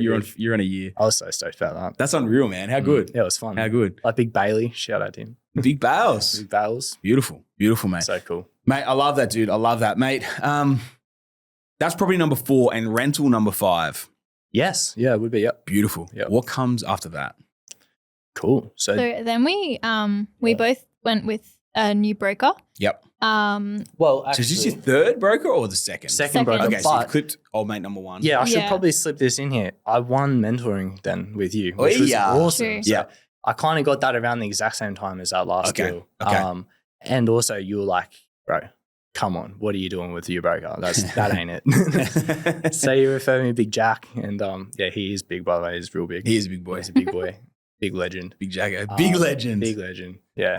And he's just, yeah, dude, nicest guy, but also like the best broker. He is just so good. He's a gun. And so, yeah, so he gave us like a lot of scenarios, like we Yep. ran through stuff with him. And that's the cool thing as well. Like this is the last broker had never ever done, never actually explained much to us. You know Yep. what I mean? It's like you can or you can't borrow money Yep. and you can only borrow this or that. Yeah. And he kind of like broke it down and was like, look, this is what you guys can do separate, or Yep. this is what you can do Yep. together.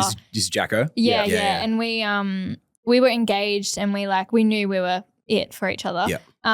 And yeah, we looked at it and we're like, oh my God, why aren't we doing this together? Like we can just send it Yep. hard Yep. if we. It was the difference of like, You open the doors on the creative lending. Yeah. for sure, Yeah, that yeah. as well. But it was also the difference of like one deal maybe Yep. for now. Yep. Or it was like two instantly between us. Like Yep. we could get two straight away with the option for a third, like pretty much straight away Yep. as well. Yep. So it's like, dude, come on, let's go. That sounds amazing. That's Like, mad. you know, we've gone 4 He loves his deals little with mud it. maps too. Oh, eh? dude, his does. mud baps are the bro. best. I love him I reckon he was so one of those much. kids that when he was in the playground, he'd get out there when it would rain. He'd go out there, he'd be drawing shit in the mud. It had to be how much he loves those mud maps. 100%. They're good, but yeah. They're so That handy. makes so much sense I love to them. us, eh? Even for me, from a strategy perspective, Yeah. man, it's honestly easier. It's like, okay, sweet, this is what we're playing with, this is what we're working with. You know what I Yeah. mean? Like, Yeah. it's Absolutely nah, he's love a it. weapon, mate. How It's good. funny because we were actually like holding off on getting married because we were like, we wanted to do things separate. Yeah.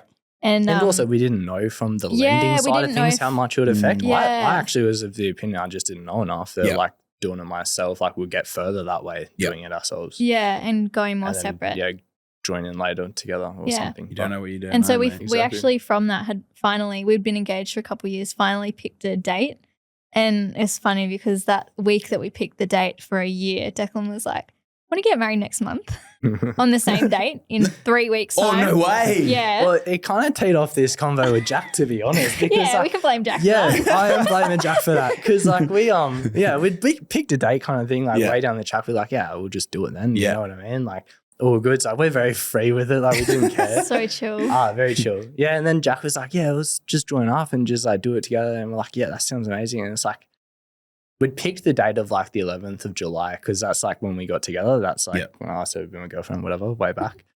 That old and- rattlesnakes. Yeah, good old rattlesnakes. Well, she didn't hear that Chose night, you over but, a cow. but that was- No, that night. Well, cow. still the wrong decision, but that's all right. There's a very upset cow out there. in Yeah, town. poor thing. That's so good.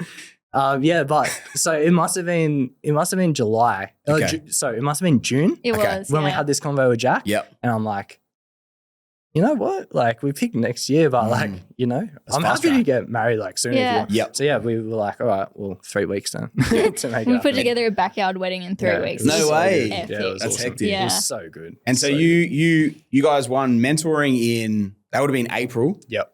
And then, yeah, because April 17th was the first summit last year. Yep. And then you obviously would have got paired with Jacko pretty much straight after away, that. Yep. So you would have got everything sorted. And then you got everything sorted by May. Yep. Made a decision to get married in June. Yeah. At the Mhm. same time, getting the pre-approval and then picking up this Yeah. cash flow stonker at Yeah. the same time. We got our next deal actually the day after we got married. Really? Yeah. Oh, yeah, because you hit me up. You're Yeah. like, mate, what a Yeah, wedding what a present. wedding present, I was yeah. like, you're welcome. Yeah, how good was that? So I good. should have forgot that, eh? Yeah, that's funny as I Yeah. remember it now. I love that. It was the best. But Yeah, what a that's the story. time. What a story. Beautiful, guys. Beautiful. Okay, so property number 4 is done and dusted. Yep. We're with Jacko. Mhm. He's weaving his magic. Oh yeah. He's got more magic than Jimmy. Yes. He's got more mud maps than the planet combined. Yeah. How are we looking? We're going to property number 5. Yep. So yeah, when we started working with him, you know, we did an equity release and whatnot, and we got 2 pre-approvals straight off the bat, as Okay. I was saying. Okay. So we got 2. So yeah, so gave them straight to you So guys. it's not property 4, like the one we just This- did, the duplex as well? No, that was Okay, with separate the to old, this. old broker. So Oh, yeah, okay. So after this point. Okay, Yep. sorry. Yep, So exactly. this is number 5. Okay, cool. now. Yep. Yep. So yeah, property number 5, and our first one that we bought together. Yep. So Ooh. yeah, this one was Joining forces. this Yeah. one's very cool as well. So it's another duplex because cash flow was needed at this time. Yep. And this one's awesome because it's a 3x1 on the bottom or top floor. I literally cannot not remember. And then a 2x1. So it's awesome. So it's like one is a bigger unit and one's a bit smaller. Yep.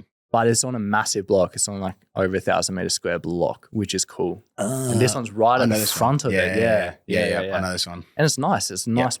With the potential ability to subdivide a block off the back. Yeah. I remember. Which is definitely something we'll look at in the future. Yeah, 100%. So purchase price on this? Yep. So this one was $485K. Yep. And it was rented at $640. Now it's $790. Okay, sweet. I was sad about that because it was shy of $800. It's like $10. Come on, guys. But that's all right. I'll suck it up, I guess. Yeah. And its value now is $580. $580. So, and when did you settle on that one? Cool, yeah. So that one settled in September. Okay, beautiful. Yep. Okay, sweet. Yep. So we're talking about 6 months roughly from there till now. Yep. We're up 100K. Yeah, so that one settled in, September, which was really awesome. Beautiful. Yep. So about 6 months to now. Yep. Up circa 100K on the deal. Plus we've got a block that we can subdivide off the back and flick it off if we want for an accelerated pay down as well. And really from a cash flow perspective, like we don't need the extra land out the back. Like a tenant's not going to, especially a tenant upstairs, they don't even have access to the backyard, you know? So, and the person on the bottom probably, it's a unit, right? So they probably don't, maintenance perspective, be happier. So that's cool, man. I love that. So we've got levers as well on that thing too.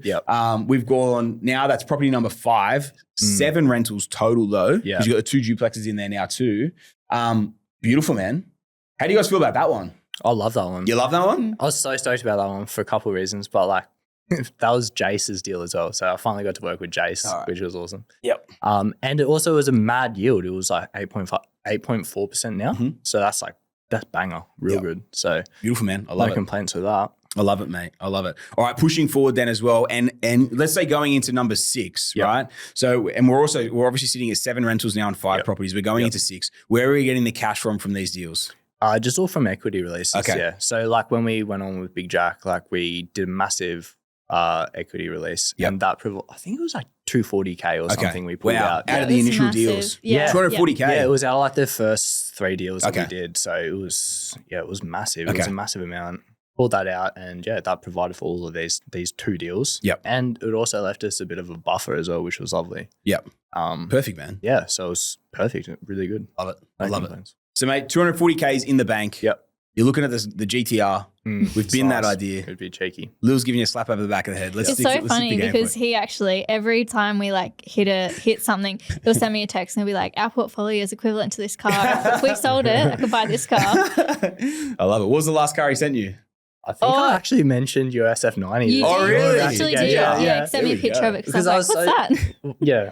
Did you like it? Yeah. Okay, cool. So cool. Good answer. I love cars. Yeah. No, very cool. Red. It's pure red. Black with the black cab. Perfect. Yeah. So good. Pure SF90. Exactly how it's supposed to be. Yeah. 100%. Yeah, I need something red. I got a lot of black. Red between the black bar, it looks so sick. It's true, man.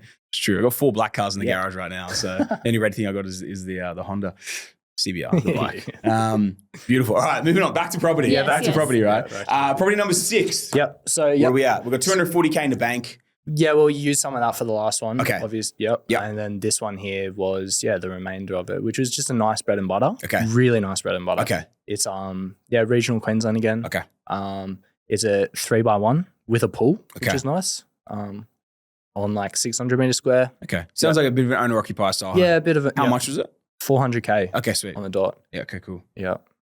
Okay, beautiful. This one, it wasn't like just super straightforward. It had some like renos that we needed to go to it. Yeah. So and the pool was like filthy as well. So that needs a whole. Stuffed. Yeah. But that's relining the pool. Yeah. No, not even. Just like new chlorinator and pump and all that sort of stuff and plumbing and stuff. But still pretty expensive. But not too bad.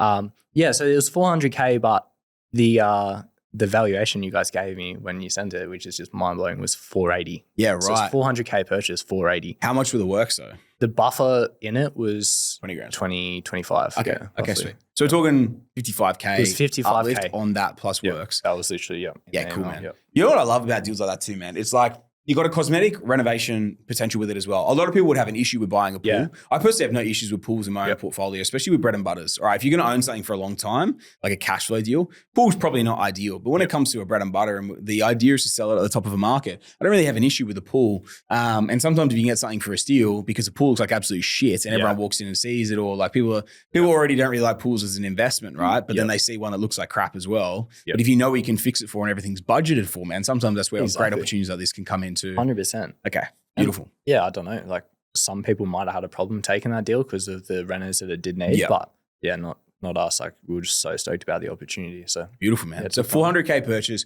We've got 25K in for a renter. We've got a 480K val. What do you think that's worth now? That's worth 498. So 500K. Okay, sweet. 100. Cool. And how long ago did that settle? That settled the 11th of October. Okay, cool. So like again, like 4 or 5 months or something since now as well. Okay, beautiful, man. Beautiful. Right, I love it, man. 100K in a couple months. That's crazy. And what does that rent for? That rent's for 500. Okay, sweet. Yep. Okay, beautiful, mate. Beautiful. Now, at this point, at the end of these 2 deals, I'm guessing we've pretty much exhausted all capital. We've done, or actually, we're doing the last two at 88s?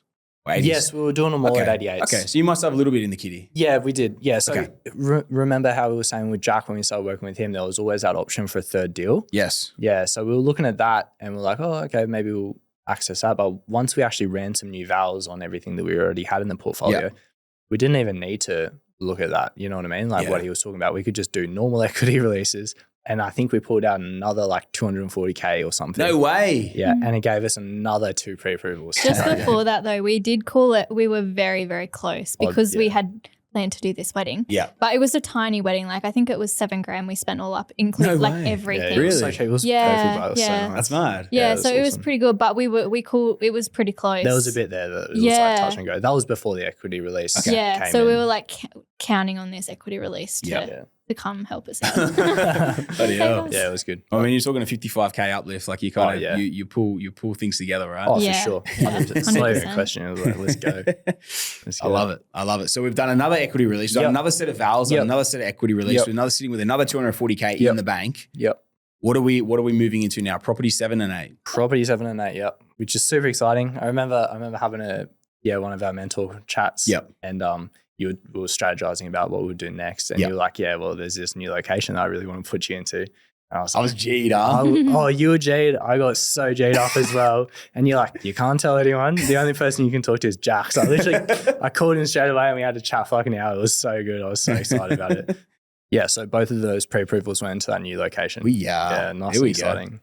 Yeah. So you pumped on those? Super pumped. Yeah? Super pumped. I was so excited for that. Yeah, which is, I love it, man. Perfect. So mate, talk me through, we won't talk location, obviously that one. We'll talk me through the last 2 purchase prices. So property number 7? Yep, which is just a nice 3x1, massive block of land, like another 1,000 meter square, which is awesome. We bought it for 380. Okay. And APS value would have been 410 straight off the bat. 380 again. Yeah. I don't think we should buy you any property unless it's 380. I know. There's not many left in Australia. But. Yeah, literally. that was actually the other thing. Like, we've just run through this all like pretty quick, but like 380 now as well is like, unheard of. Wild, man. Wild. I mean, you look at some of those early ones, right? Like 18, 20 months ago. Yeah. 380 worth 630, 380 worth 605. Yep.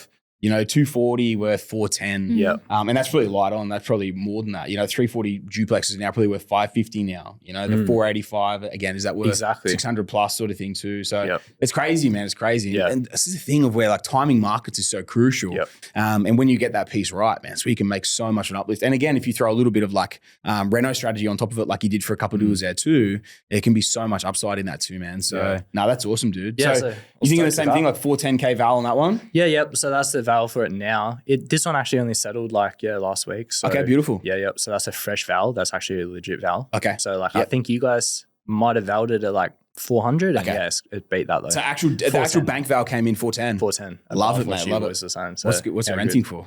Renting for 500. Yep. Woo. So 6.8% rental yield. Straight off the bat. Straight off the bat. We love that. I love that, mate. I love that. And number 8. Yeah, cool. Is there anything else you want to throw in on that? Oh, I was just going to say, like, because it was such a nice block, the house is actually tucked right up the back, which is awesome. Yeah, there's a few options we're looking at on this we got thing. some levers. For 100%. Which is love a lever, sweet. mate. Love a lever. Yeah, so Probably number 8. Do you want to do it? I feel No, like Let's I've go, done Lil. a lot. Nah, Lil, Yeah, Lil, oh, Lil. so fun. Lil, this is all you. So Yeah, This all is right, all all you. right. So we haven't settled on this one just yet. Okay. But this one's in the new location as well. Yeah. It's on a 1,000-meter square block as well. Another 1,000 squares. Yeah. And this one's a brick build. Okay. And it has like a big shed out the back as well. Yeah, beautiful. So Deckers can do all these car work out the back. Yeah. After work. Yeah, that one. I love that. Won't be moving I get there, jealous sorry. when I see these sheds. I'm like, I want that. Oh, man, that's so funny, yeah. So funny. So, Yeah, what are so- we sitting on purchase price? 380. So no, a little more, Okay. more. What are we at? 462 Okay. on that one. And that was valued. This is the current value at 500. Okay, perfect. Yeah. Mm. And so that's like 38 K equity release. Oh, sorry, not release. Yeah, but equity equity, gain. Yeah, beautiful. On that already. And yeah. And rental wise, what are we looking at on that? It's not rented at the moment, Okay. but we're looking at like 570, 600. Okay, beautiful. Yep. Very nice. That'll be really good as well. And Alexander got that one for us. Okay, beautiful. Yeah, I have Alexander. Yeah. I've never Well- heard anyone call him Alexander before. is it just Really? Alex? Is it just Alex? yeah. Oh, sorry, Did he Alexander. introduce himself as Alexander? He's just trying to sound. Sorry, Alex. Sounds super professional. I'm like, fuck, is there an Alexander in the team? Give me an update on the team. I don't know who this bloke is. Like when you called It's me freshy. Lillian, this is Lillian. I was like, oh, I feel like I'm in trouble. Get called Lil.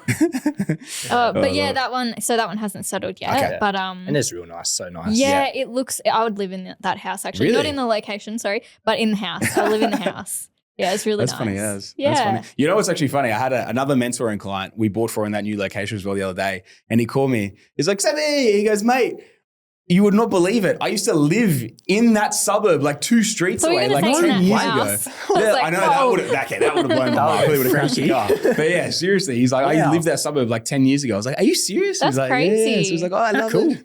How Full cool is that? frothing. I know, it's crazy, That's yeah. awesome. That's wild. That's I wild. love But that's awesome. So property number 8, rental number 10. Yeah. We've got a combined portfolio val at 4.1 mil. Yep. Yeah. And combined debt, give or take, around about that 3 million as well. Yep. That's crazy. Yeah, it's cool. That's crazy. It's awesome. I want to know, the listeners want to know, what are the plans next? What do you guys want to do? What are we doing moving forward in the portfolio? Yeah, good question.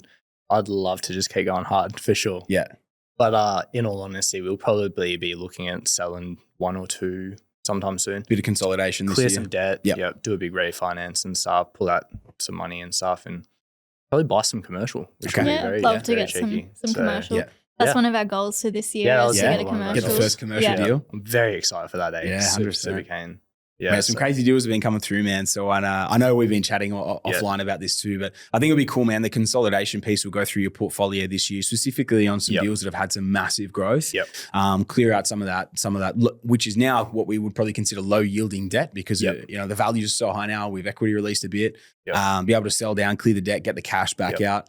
And be able to transition some of it into some very strong cash flows. Obviously, you've got some nice duplexes in there too, but to be able to balance that out a little bit more too, and obviously be able to double down on some new locations as well. Yeah. So For there's a sure. few more you guys need to get Oh, some that's sinky teeth exciting. into Oh, yeah, as let's well. go. So it's For sure. big year, huh? Yeah, a big year for sure. Like it might not be as hectic as a previous Say years, last year, but yeah. I'm okay with that. Like it's going to be so exciting in so many other ways. Like to see this next phase of it as well is going to be so interesting to learn and whatnot. So I'm super keen for that.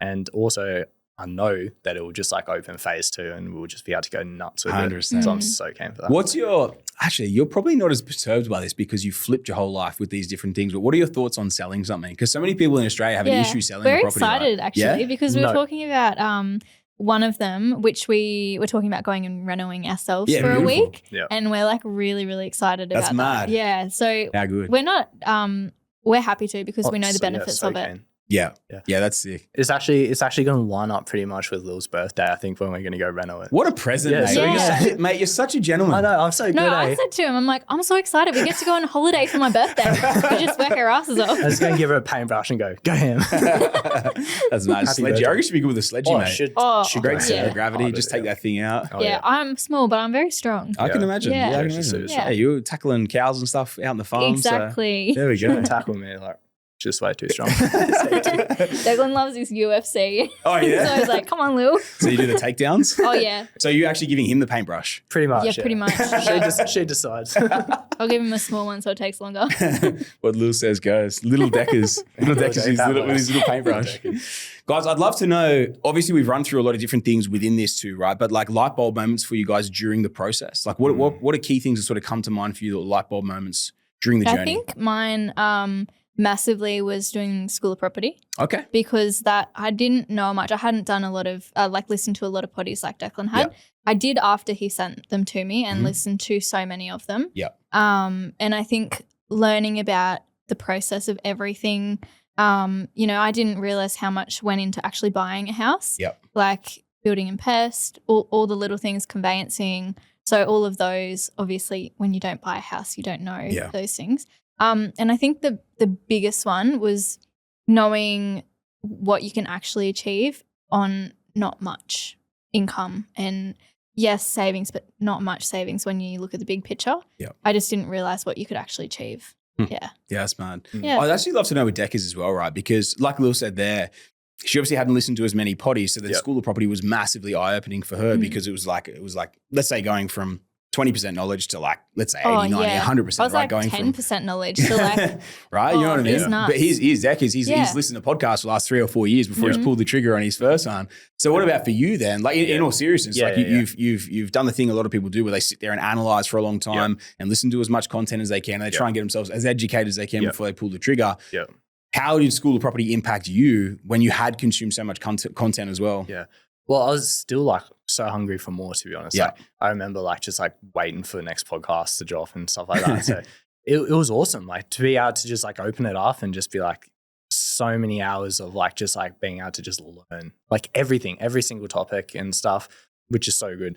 And my biggest takeaway out of it for sure would have been the creative lending, to just like fully wrap my head around it and to also like be able to like strategize with it as well myself. Yeah. So that I can have better conversations with yourself and the broker and actually understand what our future kind of like looks like. Yeah. Without having to ask too many dumb questions and actually just understanding it, honestly. It's just how much do you think, because you obviously you have to be a School of Property student before you're a mentor, right? Yep. So how much do you think it actually unlocked before you started working with me in terms of an actual knowledge-based perspective? So much. Yeah. Like because you consumed like 3-4 years worth of content, right? Yeah. Like how different is it to the mainstream or even the mainstream of what we put out? How different is the content of the course? Yeah, it is a lot different, obviously. It's you and a whiteboard and you're just going hard with it. Like it's no fluff or anything. You know what I mean? Like it's just straight to the chase. Like it's what you want to know, like what you need to know if this is something that you actually want to do. Like if you want to go hard with it, you need to understand it. And this is how you can. So it's a and no-brainer. I think the whiteboard, and it's amazing because so many visual learners look at that and can break it down and understand it. And I have a friend who has done it and he said he had that feedback. He was just like, all the other ones I've listened to, I don't get it because it goes in one ear and out the other. Yeah. But they're looking at it and it's like they're visually learning it. Yeah. And I'm a visual learner too. So it's so good to see it broken down like that. 100%. Yeah. I need to say something. I love to be able to like pull out, whether it's a piece of paper. If I'm working something out, always bang, piece of paper comes out. And sometimes I'll just riff, but like I love being able to have that all like the whiteboard and be able to like run through it and map it out as well. Yeah, and it's not like the poddy like where you can drive and listen to it. You kind of have to like be sitting there to watch it and learn. Yeah. And it's so good. Which keeps you super, like you should be engaged in it, right? Because you want to learn, you want to take this stuff out properly too. Yeah, I love that. It's it's like the all-in-one. Like it's all you need. Like literally it is. It's like the Bible. Literally, Bible. Property Bible. I'll change the name. You should actually. No, the Bible, the investing Bible. What about mentoring as well? Just a recap. Not wanting to obviously harp on about this either, but like from the mentoring side, like how much did that change for you guys too? Yes, so much. Like, well, for me, I like what you always say, right? About finding someone that like has done what you want them to do. Yeah. And follow them. Well, that's you for me. Like there's no one more than you that like has done what I want. Like in every aspect of life, like your business and stuff is just so awesome. Like property investing, like and where you've started from, your like mentality and drive and stuff. So to be able to work with you like closer is just awesome. Like so cool. Like literally, there's not a better mentor in the world.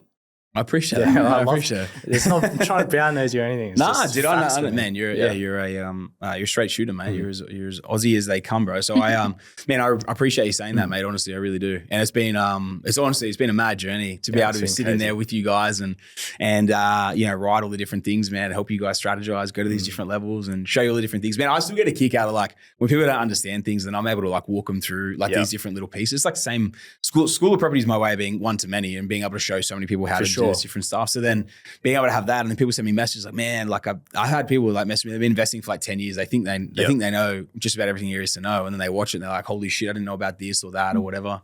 One question I got to ask for you. We might chat about this after when we're in the strategy session.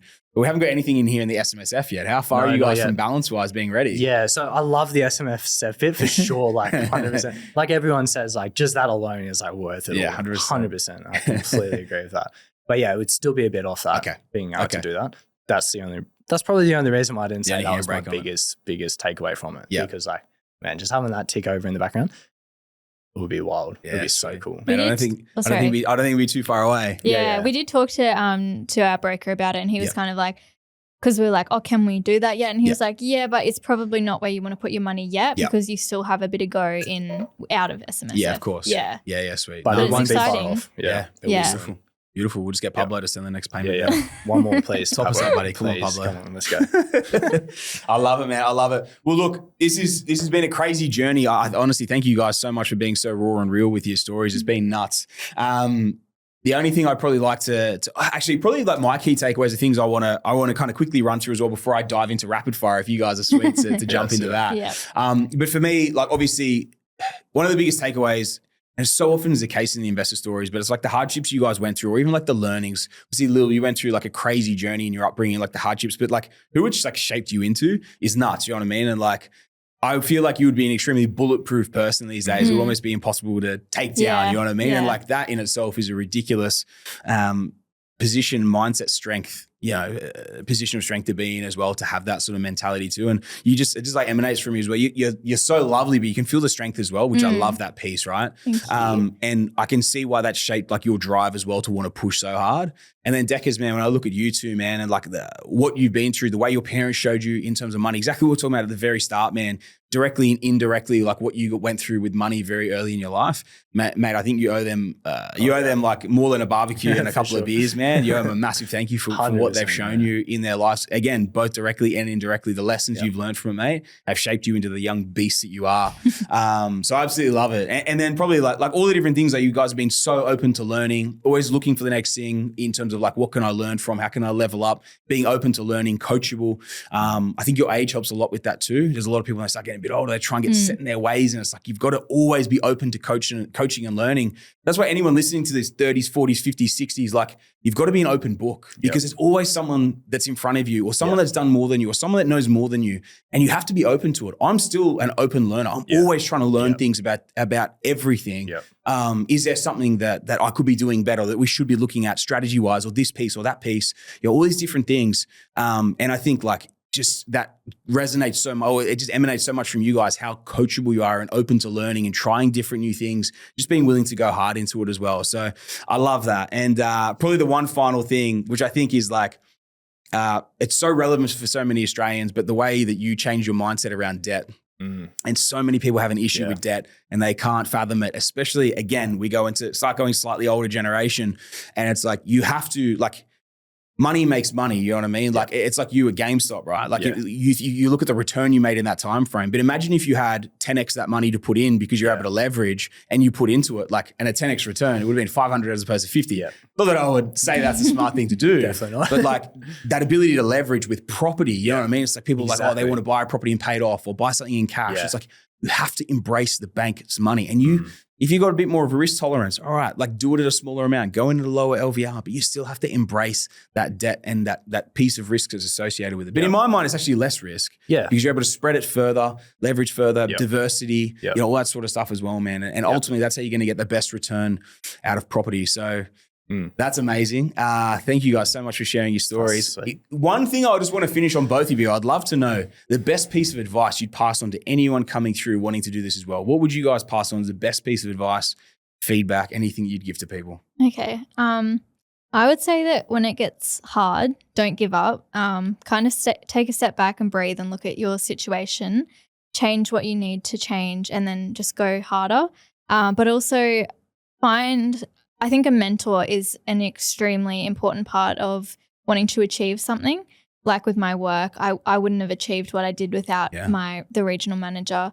Property, we wouldn't have been able to achieve what we were without Declan having you as a mentor. So I think finding someone that's done what you want to do and just listen to them. And I love that. Yeah. I love that.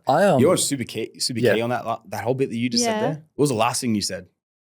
I can't remember. Listen to them. Listen. You can get the advice, but if you don't put it into play, it doesn't help. Yeah. So you find the right person, but then put that action out there. It's like you guys, look at this. In 20 months, you've got an 8 property, 10 rentals portfolio, action takers, you know what I mean? And this is the result of being action takers as well. So that's hats off to you guys. But I love that. I love that. Well, thank you, because we wouldn't be where we are without you. So thank you. Absolute pleasure. Deckers? Yeah. I don't know, like, I think I love the piece of going hard. Like once you understand something, go hard at it, and don't make excuses for it as well. The other thing is like, if property is what you want to get into, no matter your age, all good, go for it. You know what I mean? It's like, it might take you 3 years to save a deposit or something. So I feel like so often people could look at you or the story or whatever, or anyone, and just go, they're already in it. Like, like see the growth they've had in the last couple of years. I've missed the boat. It's all good. It's like, whatever. But it's not the case. It's like, do what you have to do to make it able to like be your story as well. Do what you have to do so that you can enter the market. Like, it's not that hard. Like 3 years of like couple sacrifices. I'm serious. Like a couple sacrifices. Don't buy the expensive car. Maybe live at a cheaper place or something, you know what I mean? Like don't do the Europe trip for 20 grand everywhere. Literally every year. Like if you just like bar just that one thing. Literally those couple of things there, boom, there's your deposit at least in 3 years' time. You could do it so much sooner if you wanted. And that's for anyone. That's like young people especially. I see so many people just going like, it's impossible. I'll never own anything. It's just like, well, not with that mentality, you won't. You have to complain about it as well, or say, I'll never do it. I can't do that. It's too expensive. But it's like, you just bought like a 30 grand car, you know, like you could have bought the 5 grand car and it still does the same thing. 100%. Literally, yeah. So it's just like, and so obviously that's not to everyone, because not everyone wants to buy property, but it's to the people that do want to buy property. Like if that's what you want to do it. Don't make excuses about it. Go hard at it. There's that many people out there that have done what you wanted to do now.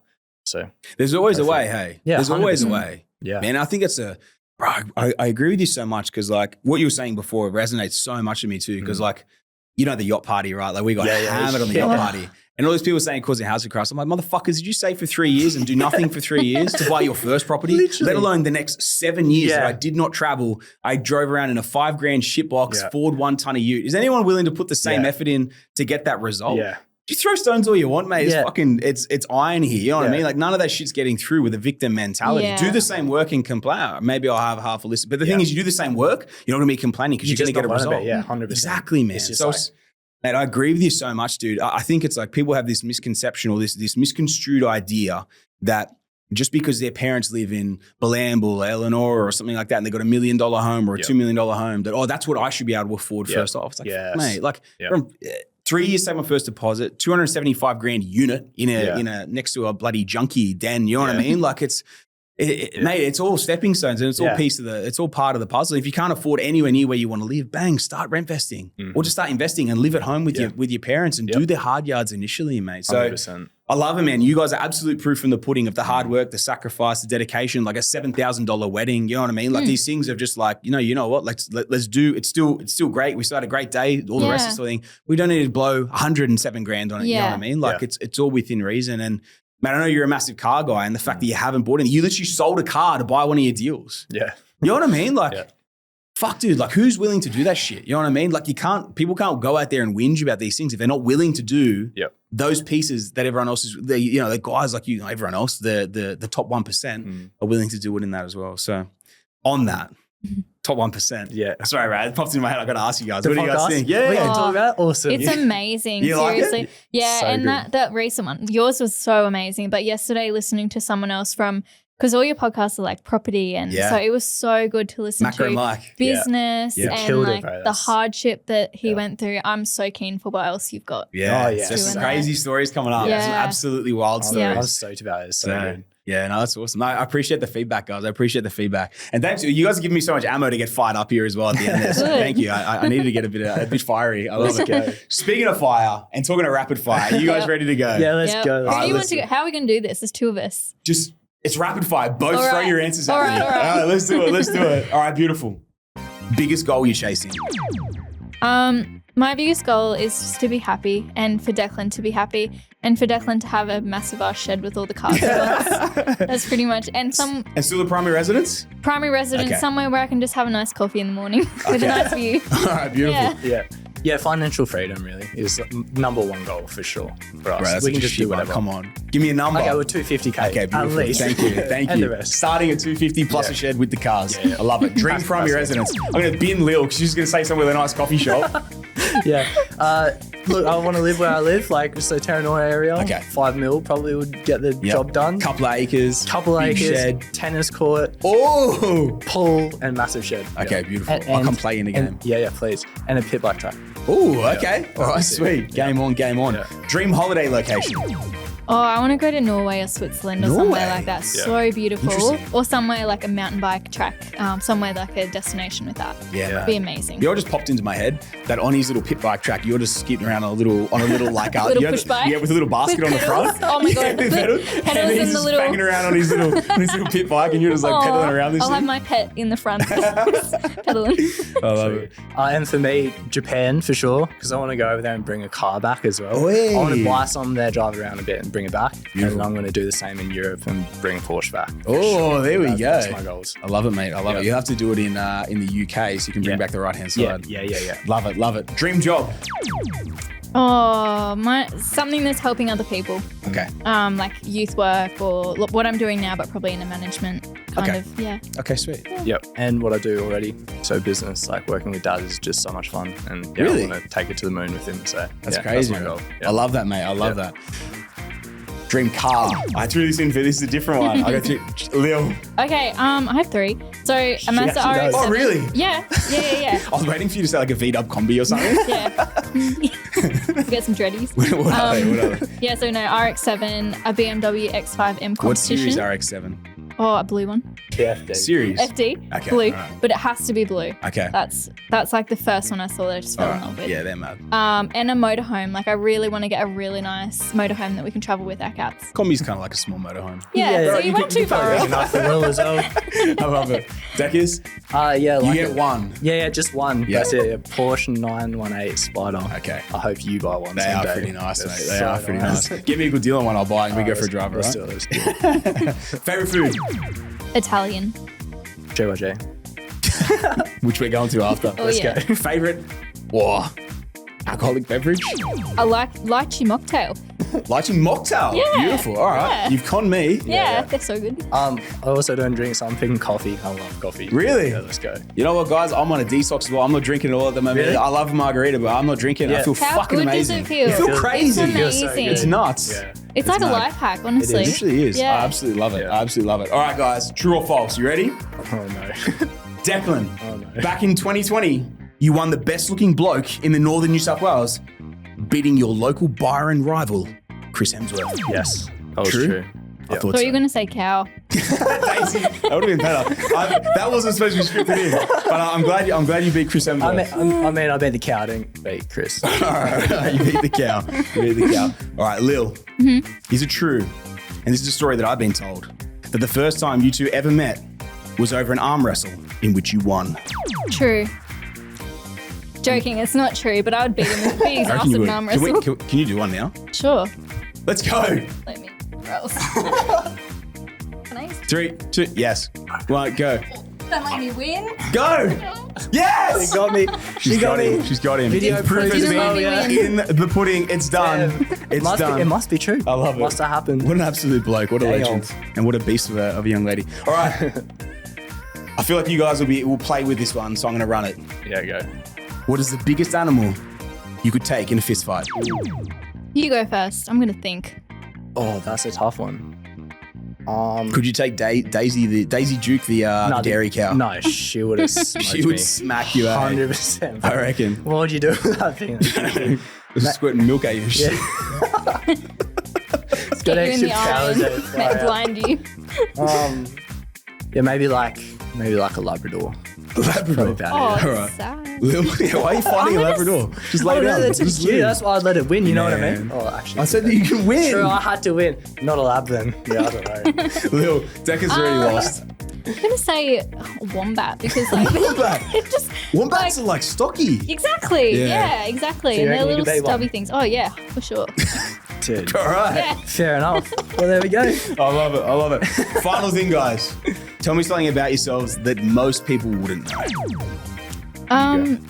Okay, so I unwind and relax playing Minecraft. Oh, mad. Yeah, so good. In creative mode and build really cool shit. That's mad. Yeah. Minecraft. There we go. How good. Do Yeah. you take Deckers down when he tries to come in? I don't let him play. That's my thing. Yeah, it's a zone, man. No, I don't actually watch beg him it. sometimes. I'm like, come and look what I built. We Takes do me a through all tour. these like castles and shit she's built. It's pretty cool. I love it. I love it. Something I couldn't do. Yeah. Yeah. No, I like cats, bro. I got like 3 cats. He's a Really? cat dad. Cat dad. Is that why you want to take on the lab? Probably, yeah. Don't Leave the them. labs alone, No, man. no, Come we'll, on, bro. we'll have a go. Labs We'll are have a go. right. Is that the Kleenex dog? It is. Yeah. Is that- Little it baby is, one. yeah. How could you punch the Kleenex No, dog, I man? couldn't. I really couldn't. Shame on you. Yeah. Nah, it's awesome. Guys, that is a wrap for Rapid Fire. It was pretty fucking slow, It but was you know terrible. what? Sorry. Yeah, You know sorry. what? It was funny. I had some fun with that. So, guys, honestly, thank you so much for joining us. It was an unbelievable episode. Is there anything final you guys want to pass on to the listeners? I just want to say thank you to Sammy and APS Yeah. for everything you've done because we literally wouldn't be where we are without you guys. So Yeah. thank you. And we've been enjoyed it absolute as well. pleasure. Yeah. It's so much fun. Yeah? It's awesome. It's Yeah. been fun, yeah? Yeah, I love it, Yeah. eh? I love it so much. The whole lot. It's just amazing. Yeah. And Declan Let's getting go. to be a mentor as well Yeah. has just swear it's just made him like it's given him purpose in a lot of ways as well because he's very hardworking. So something to drive towards. Yeah, I love that. Yeah. I Yeah, love it's been that. good. Now, honestly, guys, it's been awesome having you guys on the journey with us as well. Both of you, obviously within mentoring and then APS as well. I know everyone loves you guys. Lukey was upset when he lost you guys as a really? client when you guys were coming over as mentoring clients. Yeah. But yeah, no, it's been absolutely awesome having you guys both on the journey, like us being on the journey with you as well, and obviously on the potty today, sharing your story too. So thank you guys both so much for being raw and real and sharing it all. Nah, so thanks so Thanks, much for Sammy. having us. Perfect, guys. Absolute pleasure. Listeners, I hope you enjoyed today's episode. If you did, please make sure you send it on to someone else you think you could inspire with an episode like this. As we talked about today, that circle of influence is so important. So make sure you're sending it on. You're growing your circle of influence of people that are thinking, talking, and acting the way that these guys do, the way that we do, and the way that you're thinking about property as well. Because when you grow that inner circle of influence, that's what changes everything and pulls you in that direction to get you towards your goals. If you haven't left us a 5-star review yet, please make sure you jump on there, you leave us that 5-star review. And if you're loving the potty and you haven't hit that follow or subscribe button, make sure you hit it on your favorite listening platform so you get the updated weekly information as it comes through bi-weekly, because we've got the APS weekly news bulletin as well. And until next week, guys, that's another Scouting Australia podcast.